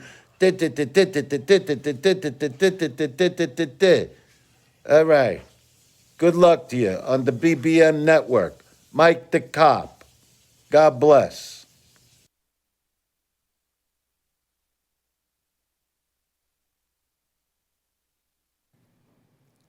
All right, so that was a very interesting video from Andrew Dice Clay. Obviously, listen, we paid for that. I paid for it. I sent it into Cameo. But it's only like a 5 sentences that they do. You know what I mean? They don't give you a 2.5 minute video. If you ever watch the Cameo video, boom, they're in and they're out. I think Dice Clay, he got a little carried away there. He thought it was 1987 again, but I thought it was funny. True Dice fashion. Yeah, it was pretty entertaining. For the record, there are no slam boxes here today, and there is no speed bags going on in any way, shape, or form. My wife watches this show after all, and Sure. yours No, too. absolutely not. You're CFO. I mean, you're Chief Financial Officer. So what we're gonna do now is we're gonna go. We're gonna probably distance ourselves as fast as we can from that Dice video, and we're gonna go right into a book review. So Panda, can you zoom in on this? You always have your head down, and I never really know. Like you're a mad scientist, I never really know what's going on. Can you zoom in on this? He's zoomed Okay, in. this means yes. Apparently.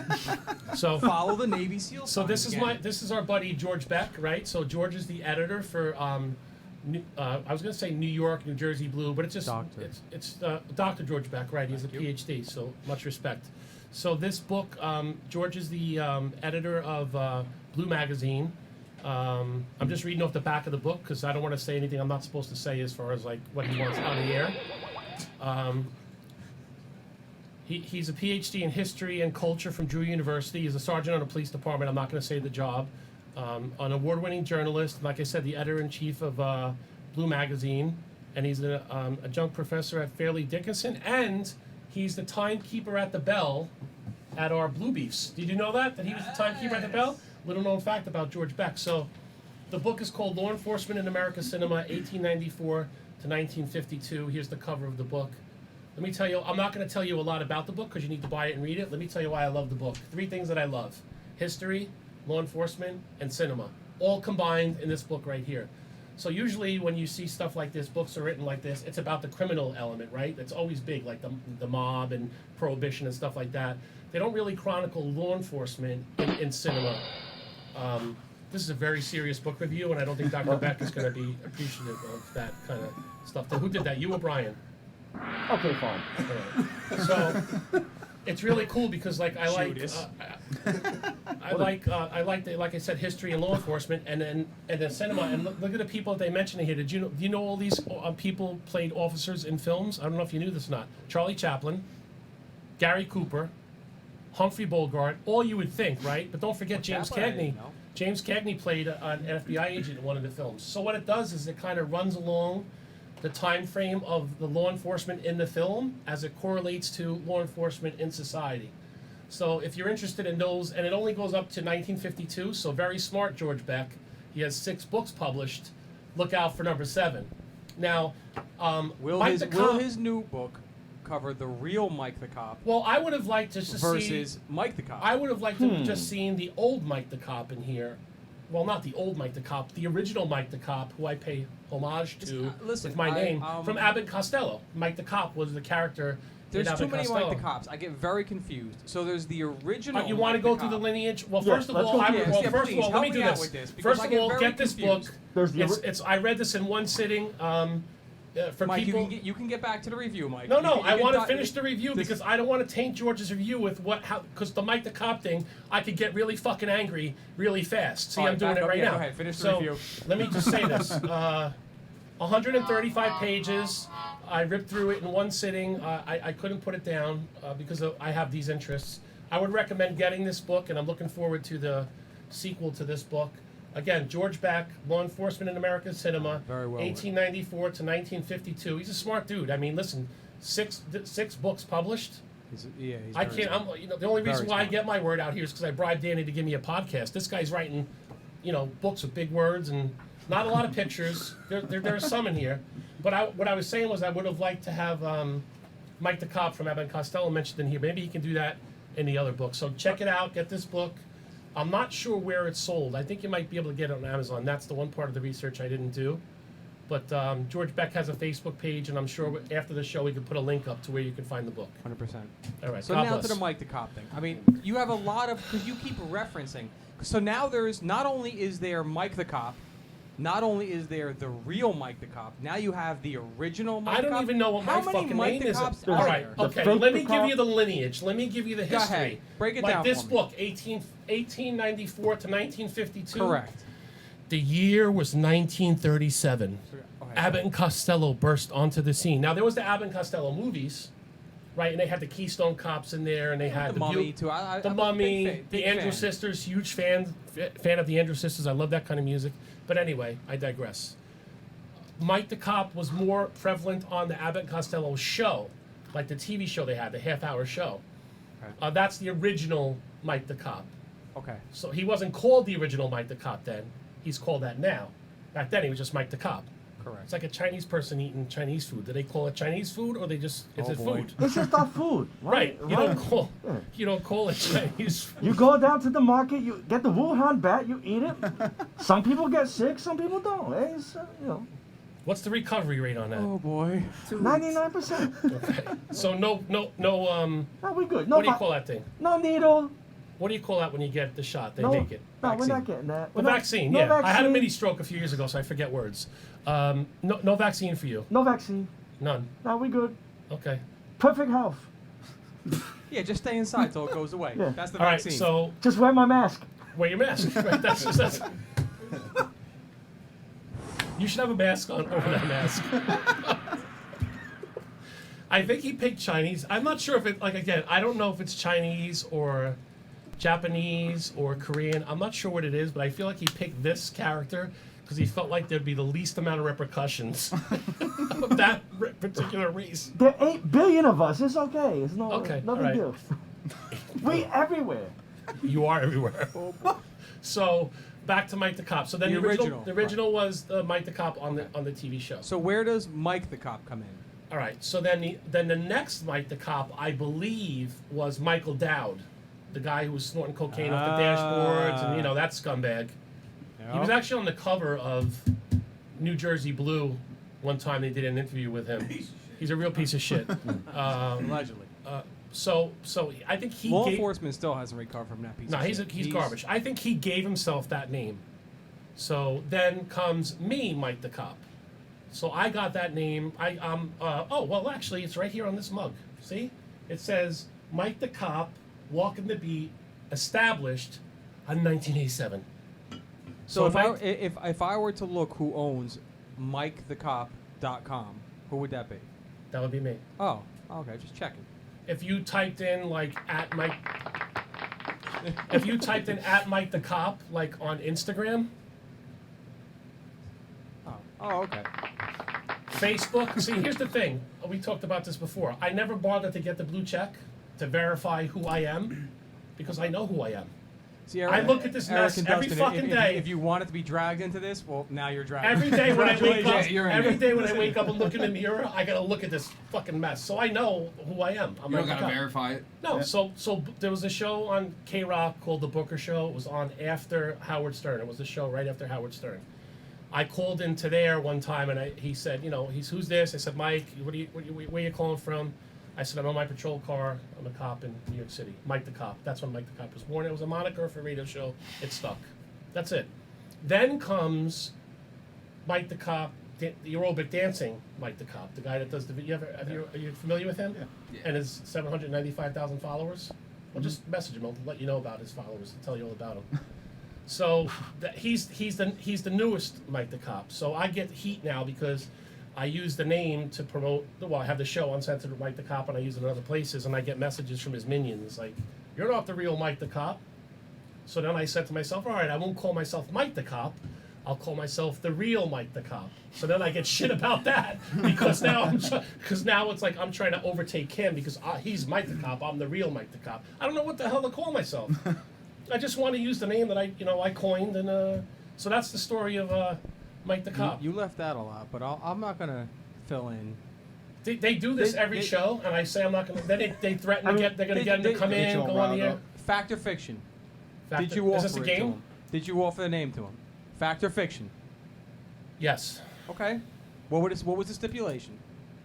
So all right, now we're getting into personal conversations. Now we're gonna do. We're about listening. 6 We're years. listening. Okay, Bait you know what? You see what happens? Listen, these guys.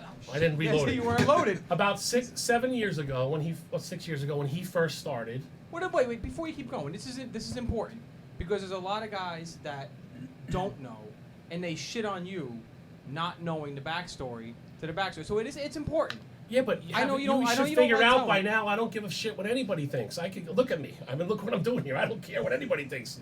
Whatever. Take your opinion, stick it up your ass. But Please tune into the show. but no, listen. It's important that people they know that. And listen, and then after that, if they want to make whatever decisions they want to make. All right, so this is be it. the only thing that I'm going to talk about that happened in a private conversation. After this extended dance mix sound clip goes here. So, There we go. don't let my show interrupt your soundboard. Did Go you, right ahead. did you Stop offer interrupting him me. that name? Yes. So like 6 or 7 years ago when he was first starting, pre-aerobic dance, I liked what he was doing. And I messaged him and I said, "Hey man, cool what you're doing there. I like it." We were just about starting the Brothers Before Others charity around the same time. We're all swimming in the same pond. You know, his success is my success. Mine is his. We're all trying to do the same thing. So I said, I own MikeTheCop.com and I have for 15 years. I don't use it. I have it parked. You're welcome to it. You can have MikeTheCop.com for free. I'll just give it to you. As long as you promise that or give me your word that you're only going to be using it for charity and you're never going to monetize. If you're going to make money off the name, then I'll sell it to you for $3,000. But if you're going to use it for charity, you can have it. And he said, no, I'm not going to do that. It's the price is a little too high, and I'm going to eventually down the road I'm going to be doing this for other things other than charity. And it's all right, no harm, no foul. And that was the end of it. The rest of the stuff I'm not getting into. I will not get into. So weak. What the fuck? Hey, where's your horn? You have your horn? You You give can it to horn me. yourself. We don't have the money for the budget because we blew it on this table right here. So we don't have like a drop. We don't have a drop key. The drop or Yeah. cough button because you can. At any time you can hear him wheezing and coughing in there. There's no cough button. So I just bought a $5 bike horn, and then you just squeeze the bike horn if you don't want somebody to hear what we're saying. Like when we call people on the air, which we can't do for this next segment. I couldn't get the guy's number, but when we give out the Blue Falcon Award. Well, we tried that last week till we started putting people's numbers on the fucking air. When, That really didn't work out well. when I we mean, give out the it Blue went- Falcon Award, what we like to do the when Blue Falcon. There he goes. we give out the You Blue got it. Falcon Award, sometimes we like to call the people on air and let Okay. them know, hey, you've been given this award. When we give out the Blue Falcon Award, He was waiting for the. He was waiting for the. so I've said it like 9 times. I said Blue Falcon like 9 times. That was to cue him to put up the picture of the blue, again, because we blew our budget. The Blue Falcon picture, and then he hits the Blue Falcon call. Wherever the fuck this thing is, you got 3 different soundboards. Yeah, we went over this in the pre-show. So let me just take the time, please, listeners at home, don't worry The about it. good news is, You while go- you're doing that, the good news is, You go to the soundboard, Mike, and then you go to the ones that say Mike. caw. Mike. Yes. The good news is we have a Blue Falcon for your next show. We can't talk about it now, but we have a Blue Falcon for your next show. All right. So what we like to do is with the Blue Falcon. Don't is look at me like that. I'm not. I didn't check say out the anything. award. I'm just saying hold we the got award. a Blue Falcon for the Embrace next the show. What award. the We fuck? send Why these. do If I- we get the address It's a nice out, award. I don't. we send that. Why are you holding it? We send out that Blue hold it. Falcon Look Award at it. to I'll people. hold it. So I got Thi- one for your next award. this is the Oh, first time. I apologize. Did you scratch? No, This no, is no. the first I'll time buff it ever. out. This is the first time ever, and by ever I mean it's only our second show, that we've ever combined both the Blue Falcon and the Douchebag Award, because we have 2 of them, together, because the guy who's getting this award was an NYPD lieutenant. Now he's retired and he became a lawyer. Well, he was a lawyer. He got disbarred. So the act that he did is That based sounds on... like a Blue Falcon. Yeah, yeah. The act that he You're a huge. douchebag. The act that he did was based on his law enforcement career and being an attorney. So we're Mike, combining the 2 Panda's awards. confused. Is that the guy with the tie? What's that? Is that the guy with the tie? Panda's confused. Yeah, it's Yes, it's there it is. it's the video. It's the video with the attorney. You were crying, you felt such betrayal. I said, we are going to fight this guy. He's pleading guilty today, and I'm so proud to announce that the New York Lawyers Fund has granted John a $400,000 award, which is the maximum that they're allowed to give under law. We are taking no fee at all. This is all for John, and I'm so proud to be able to do this as some restitution for what you've been through. We're not going to rest, by the way. We're going to go after this guy. If he has a house, we're going to get it. We're going to go after him. With him for so long, and I had the absolute trust in him that he would help me through this. And when I did initially file for the Victim Compensation Fund, I had just been through my stem cell transplant. That was a life-saving through Memorial Sloan Kettering Hospital. And I was literally, I thought I was on death's door. But when it got to the point where, when I came to find out that he was actually disbarred in 2015, I was beside myself. And then to find out through the VCF that the entire amount was paid to him on October 2016. And he thought he was being gracious and giving me my 10%. And he actually stole the rest of it for himself. What you went through, no one should go through. And this low human being who you trusted stole this money. There are no excuses. I wouldn't believe anything he said. And the only last message I want to say is, if there's anyone out there who used this guy, his name is Gus Vila, please double check your accounts. Make sure you received everything you're entitled to.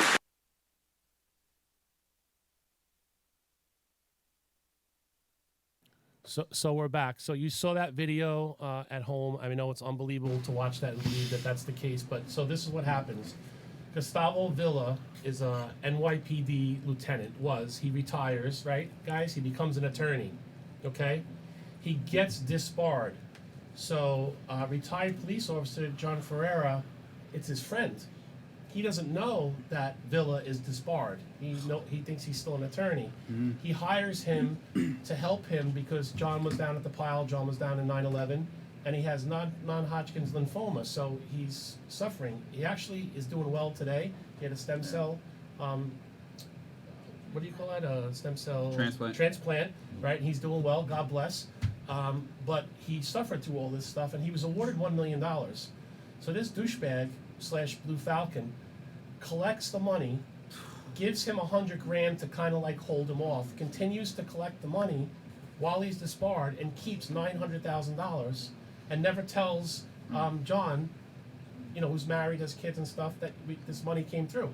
Jesus So Christ. he's found out. He actually admits that it happened and says to him, "Yeah, I did do it, but I don't have the money anymore." And he gets criminally charged. He's being sentenced in February.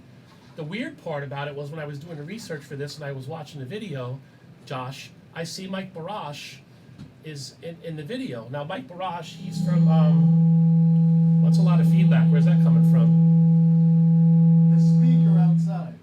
So, all right, but don't say it angry to me, Panda. I'm not being angry Don't- towards you. Don't say it angry to me. Why are you shooting me? I didn't fucking do a thing wrong. Give me your cup. Don't say it angry to me as if I have something to do with the speaker outside. You're the fucking engineer. You fix it, not me. I can't do unless you want me to take my shit off and get up outside and go fix it. Don't be angry with me, right or wrong. Right. You're No, just a no, guest absolutely. here. No, you're right. You're a guest You're a here. douchebag. You guys are guests here. No, no, no. I don't want to put you on the spot. no, But you're if right. there's feedback somewhere, am Yeah, I right. supposed to No, fix it? No.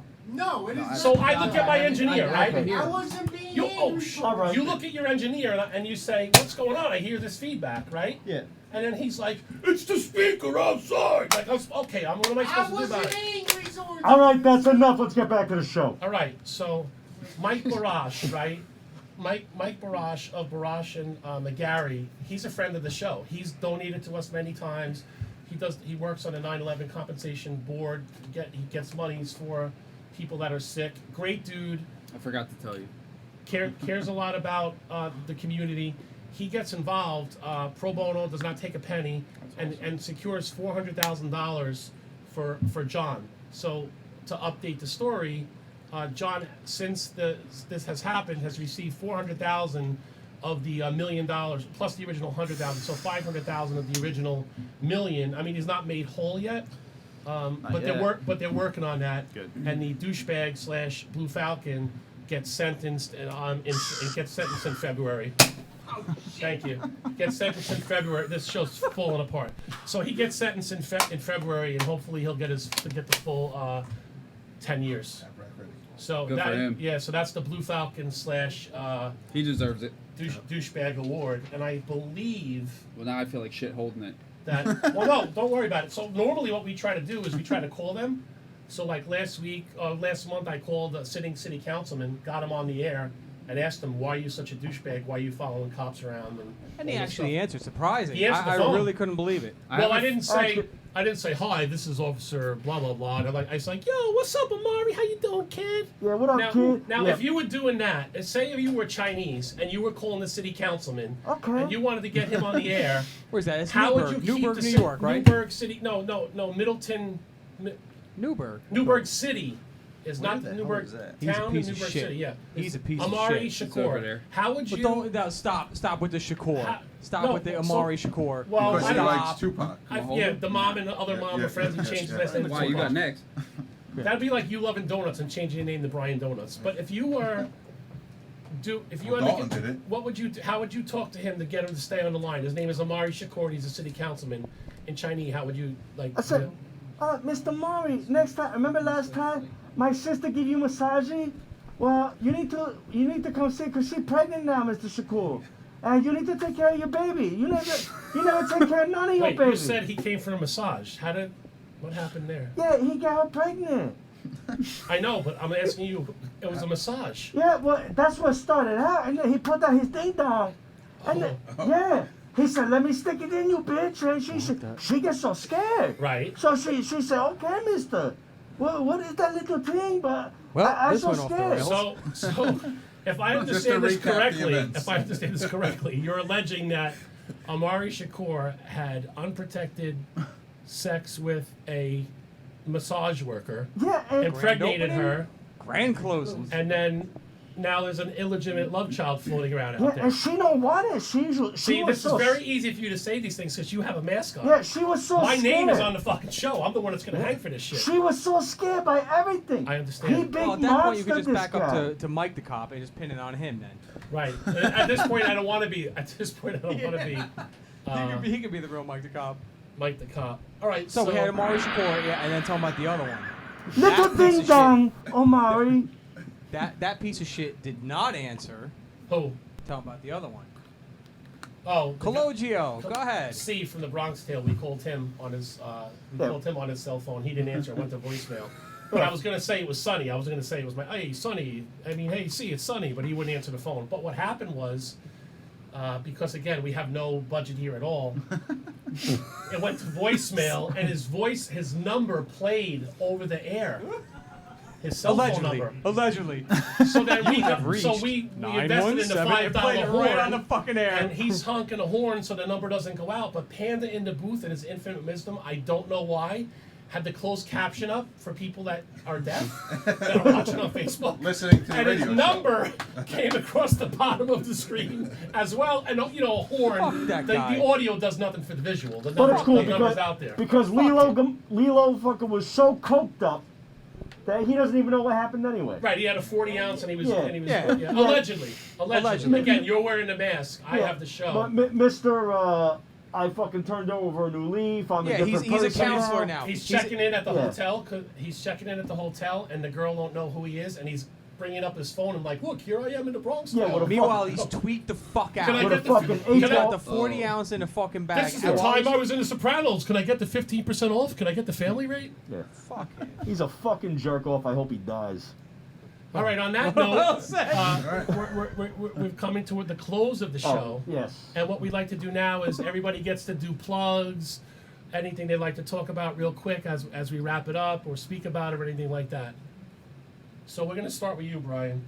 I don't know if you have anything really to plug, but, you know. No, I really don't have anything. I just go So to you don't have Starbucks. any friends that own any businesses or anybody that you want to... I mean, you can plug anybody. It doesn't matter. You can plug the massage girl if you want, like Amaya Shakur did. I Well, don't care. I got, Well, maybe next show. Right. I'll give me a month to test it. Right. I'll come back with a mask. All right. Allegedly. We can do a massage review. All right. What about you? What do you want to plug?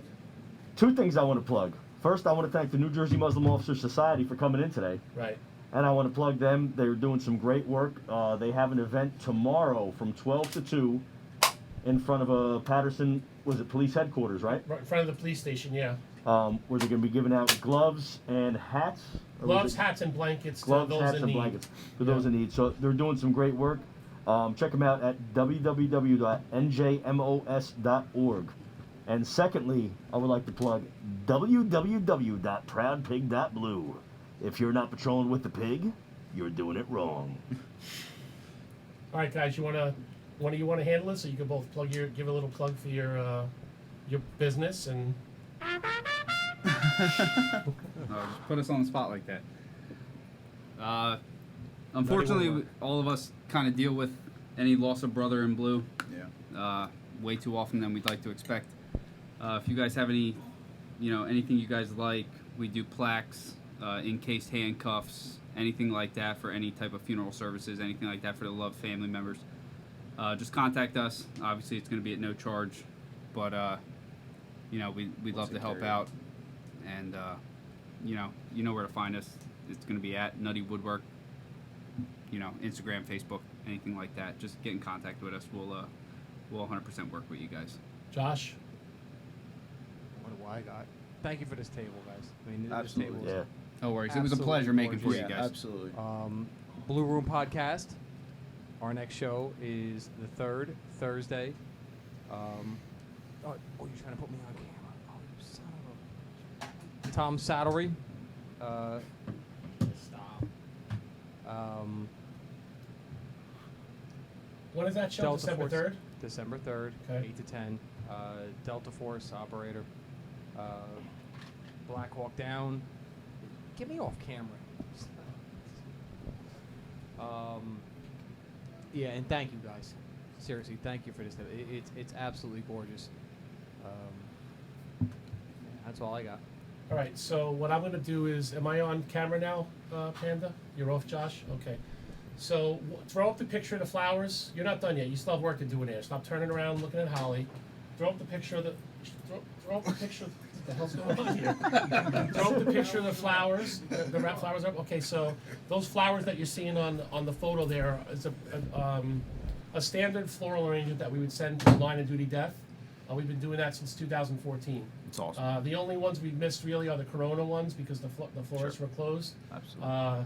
I think we spent we're north of $360,000, almost $400,000 in the 6 years that we've been doing it. It's amazing. Yeah, it's great work, guys. Do me a favor, take the flower one down and throw up the flyer for the Winter Wonderland. That's gonna be a So, great event. so what we have going on December 19th in Phillipsburg, New Jersey, at Flynn's on the Hill. It's a restaurant there. We have to use a private location. Usually we do it in the schools. Is a Winter Wonderland, and what we do is we bring the Christmas experience to the children. That's awesome. So we have the inflatable characters there, Santa Claus. Actually, this year it will be all COVID compliant. We'll be behind plexiglass. Everybody will have masks on. And if people want to donate to either one of those things, we actually have the Giving Tuesday going on right now on Facebook. So if you're on Facebook and you search the Giving Tuesday fundraisers or search Brothers Before Others, we have one going on. It's been up for like 5 days. We're already at $4,000. If anybody's listening to this from the Phillipsburg area, if you go on brothersbeforeothers.org, there's actually a Winter Wonderland tab. And the good thing about this one is we're turning no one away. Like, we've had it up for 6 days. We have 115 children That's awesome. already signed up, which is like about 50 families. Yeah. And Amazing. whether it's 115 kids or 415 kids, we're not turning anybody away. Starts at 10:30 in the morning, runs till 6:30 at night, and every kid from Phillipsburg, Alpha, Lopatcon, Lopat, Washington Township, and that general area will get a gift. Two things. Do you want to talk about what you did with Proud Pig for the NYPD guy or no? I mean, we made some coins. Don't brush it off. Don't act like it's nothing. We made some that's coins. That's a Pantaleo, Danny Pantaleo, remember him? He was involved with Eric Garner, the I Can't Breathe situation. We made some coins, a series of coins, and we sold those coins to raise money for him. We raised $10,000 in coins, just in coins. That's awesome. Excellent. We got that out to him, and then I do have some on my Instagram page, on Proud Pig Instagram page, Proud_Pig, because somebody got the Proud Pig before me. There's some on there for sale, and I actually bundled them up, all three, Series 1, Series 2, Series 3. Series 1, the first coin, the I Am Pantaleo coin, that sold out in probably 3 or 4 days. Damn. I had some put aside, I already gave the ones to him, I found about another 20. So we bundled those up with Series 2 and Series 3, and we're selling those. and also we got another last plug coming in the door. Oh, plug. Right now. Oh, wait, let me just say one other thing. Go ahead. Yeah, Can you he's put coming up, in anyway. Panda, can you put up the picture for Pete from Hoboken Police Department? So Pete was a member of our group. He passed away suddenly about, I want to say 4 or 5 days ago. And, you know, we try to get involved any way we can, but with this particular one, because he was a member of Brothers Before Others, his service is actually tomorrow, funeral on Monday. Johnny Castro, I could never sing this guy's praises enough. So Johnny Castro does the portraits. You familiar with Johnny? He does the line duty portraits. Yeah. So we reached out to Johnny because it was important to us to have those portraits ready for the service tomorrow. Which very short time frame, because I think he passed away on Tuesday, right? It was very quick. Yeah. Yeah, so Johnny, on Thanksgiving, time that he should be spending with his family, painted this portrait and got it done. I would love to, we have him here, I'd love to show it. I can't because I'm strict on the first person's people that should see it as his family members and his coworkers. But it's an amazing tribute to Pete. We have those portraits. I appreciate Johnny Castro so much for doing that, taking time away from his family to get these portraits done. They'll be at the wake viewing service tomorrow. So thank you, Johnny Castro, for doing that. If you guys want to donate to him, I mean, what he's been doing, he does with the portraits, what we do with the flowers. I think when we met him, he was doing them sporadically, right? Because he's by himself. He's a cop in Philly. He works in the forensics department, right? Sketch in the Philly. And we said to him, you know, it would be great if you could do these for every line of duty like we do the flowers. Yeah. Easier said than done, right? Oh, Because we absolutely. call up florists and we say, make an arrangement for us. He's got to paint every, you know, and we've gotten his stuff out to like an officer passed in Hawaii, say on a Monday. The service was that following Saturday. He painted it. We got it in our possession. Had somebody on a plane physically, brought it to Hawaii, attended the service, and gave that to the family member. That's in absolutely hand, you know, that's hand to awesome, hand. And guys. you can't even.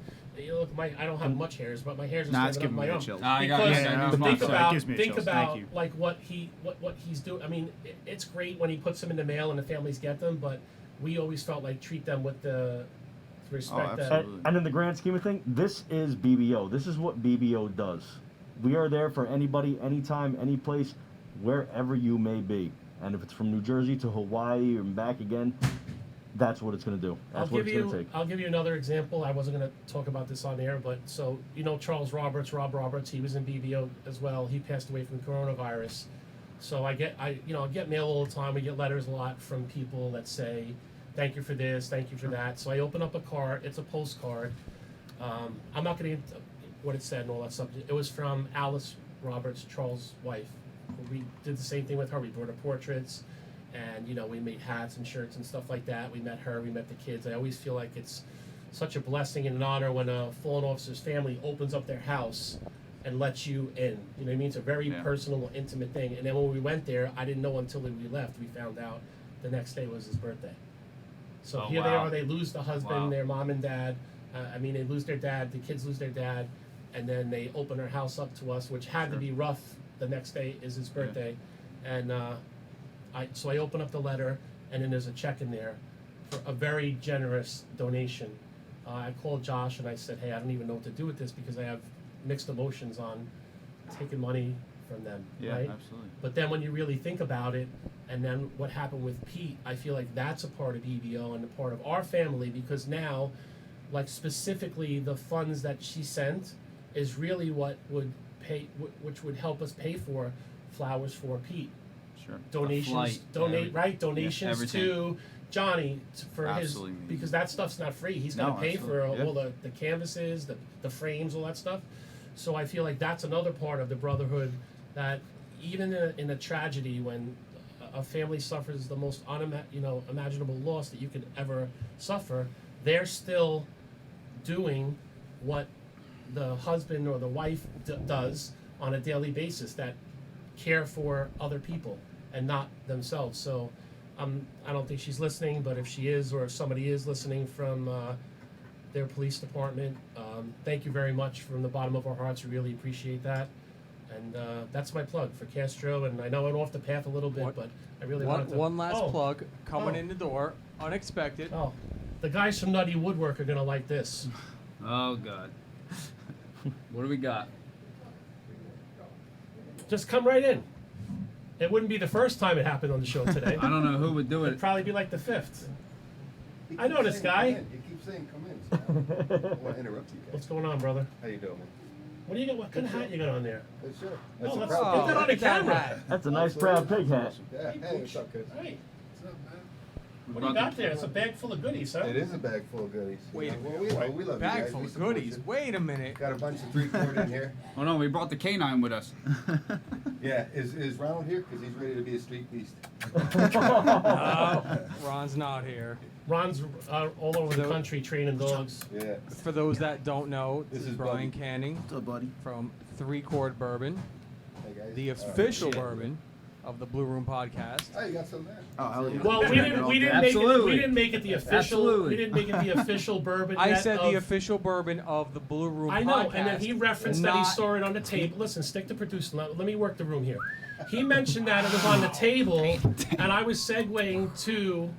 It's not the official bourbon yet of Uncensored with Mike the Cop, but I'm working that in. I'm gonna work that into. Yeah, that's good stuff. Yeah, that's why Real it good premiered. stuff. It's even covering part of the. Absolutely. Phenomenal. Yeah, I love. Is this the rye? Yep. Yeah, this is my favorite. I have like 3 glasses of this today. Yeah. I brought replacements. It may or may not be in my. Oh no, this is Allegedly. Allegedly. Allegedly. So what's in the bag? Yeah, I was all kinds Nothing of for you. goodies here. Get Got, away. Don't even Nothing for me. turn your eyes.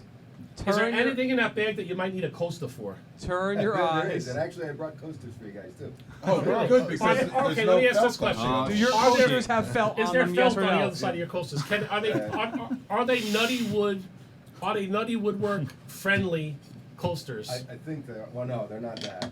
No, they're but not. they are Nutty Woodwork friendly coasters. Yes. Yes, I think so, absolutely. yeah. Yep. No, they absolutely are. Yeah. Well, with Alright. the new studios, you gotta, I just want to protect you guys. Yeah. Anybody have anything? Wait. So before we go, We're totally in New Jersey now, right? We can get you.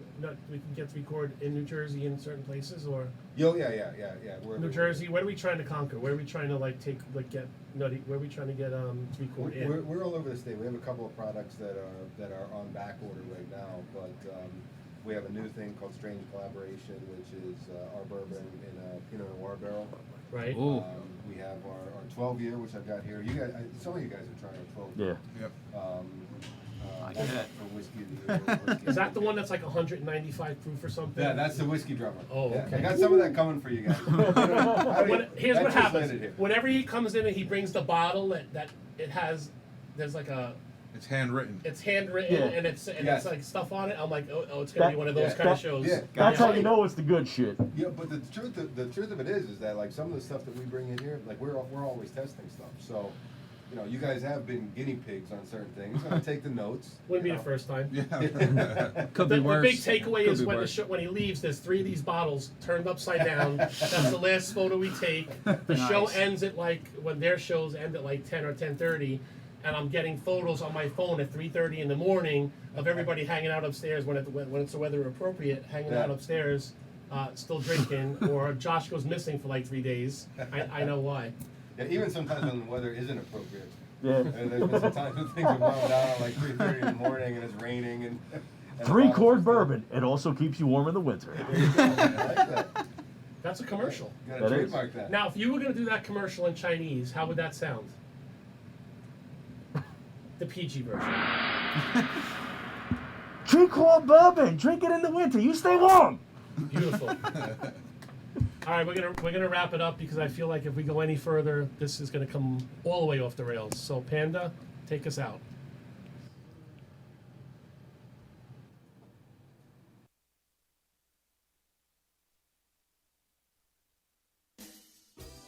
If you are searching for a doctor that truly cares about your overall health and well-being, contact Dr. Alex at Tri-State Health and Wellness. For more than 11 years, Dr. Alex has been treating law enforcement professionals and their families while focusing on one-on-one care so you never feel rushed. All necessary testing can be conducted during your visit, and they feature flexible hours and appointments to accommodate alternating work schedules. Tri-State Health and Wellness is conveniently located in Fair Lawn, New Jersey. Contact Dr. Alex today by visiting www.bluetristate.com. Mortgages for everyday heroes. From Michelle Hendershot and Homebridge Financial Services. If you're looking to purchase a home or refinance an existing mortgage, Michelle Hendershot can assist you every step of the way. With over 10 years of experience assisting law enforcement officers with their dream of owning a home, the choice is simple. Contact Michelle Hendershot today. Visit www.mortgagesforblue.com. Are you tired of sleeping alone each night? Feeling sluggish during the day? Is your snoring keeping your spouse awake at night? If you find yourself spending too much time on the couch, maybe it's time to visit Dr. Michael Doblin of At Home Sleep Solutions. Dr. Doblin is the preferred sleep apnea doctor of New Jersey's law enforcement officers. With the help of a custom-fitted oral device, you can finally say goodbye to noisy, antiquated sleep apnea machines. For more information and to schedule an appointment today, contact Dr. Michael Doblin. Visit www.bluesnore.com. Moment of Silence, Inc., along with Blue Suicide, is a nonprofit organization founded to support and raise awareness about the epidemic of suicides amongst law enforcement, military personnel, and first responders. For more information on how you can help, visit momentofsilenceinc.org. If you're in the market for a new vehicle or a certified used vehicle, then visit Fetty Auto Group, located at the junction of Route 46 and Route 3 in Clifton, New Jersey. Fetty Auto Group stands shoulder to shoulder with the men and women in blue. Stop by and ask for Troy Mall and ask about the offers for first responders. For more information, visit FettyAuto.com. That's FettyAuto.com. The Blue Magazine, the law enforcement publication by law enforcement professionals for the men and women of law enforcement. The unfiltered voice of law enforcement. TheBlueMagazine.com. Are you patrolling with the pig? If not, you're doing it wrong. Check out all the newest swine swag at proudpig.blue. They are dirty by design. Check it out now. Visit www.proudpig.blue for all your swine swag. Visit www.proudpig.blue. Resumes by Joe. Owned and operated by retired NYPD second grade detective Joe Federa. With over 20 years of professional resume writing experience and focusing on translating what we do as cops into language that the corporate world can appreciate. We put an emphasis on ensuring that your cover letter and resume will be best received by the applicant tracking system used by most companies today. Check out our website at www.resumesbyjoe.com or call Joe directly at 347-992-4523. Don't forget to ask about the 50% discount for BBO members and most unions across the country. Give us the job of helping you get the job. Contact Resumes by Joe today. If you're a member of the law enforcement profession and are looking to establish long-lasting business relationships with businesses that are blue-friendly, it's time to visit visitblue.com. Visitblue.com features some of the best doctors, lawyers, realtors, as well as other service providers, such as home improvement and financial services. If you are looking for reliable, trustworthy service providers, visit visitblue.com. That's www.visitblue.com. Founded in 2014 by retired NYPD police officer Michael Burke, Brothers Before Others is a national 501c3 law enforcement charity comprised solely of both sworn and retired police officers. Since their inception, Brothers Before Others has sent floral arrangements to the services of all line-of-duty deaths, regardless of where in the country they occur, having spent over $350,000 to date. While the National Flower Fund remains their cornerstone, their benevolence has since grown well beyond that, even into the civilian world. For more information on how to get involved or to donate, visit brothersbeforeothers.org, or you can visit their public forums on all social media platforms by searching Brothers Before Others. Founded in 2016 by professional musician Neil Giraldo, 3-Chord Bourbon has developed a process that is defined as the perfectly tuned taste, blending carefully selected whiskey bourbon and rye whiskey stocks from Kentucky, Tennessee, and Indiana. Designed to be enjoyed with friends and family, 3-Chord Bourbon will leave you with the same feeling you experience after hearing that perfect song. You'll know their whiskeys are right from the very first sip. For more information on 3-Chord Bourbon and available merchandise, visit 3chordbourbon.com. Line of Duty Cigars, owned and operated by retired NYPD Detective Tom Werther. Visit lineofdutycigars.com for our handmade Nicaraguan cigars, custom ashtrays, custom humidors, and custom flask sets. Also, when you place an order, you choose the law enforcement, first responder, or veteran charity, and Line of Duty Cigars donates 10% to that organization. Planning a special event? Contact us today. Visit www.lineofdutycigars.com.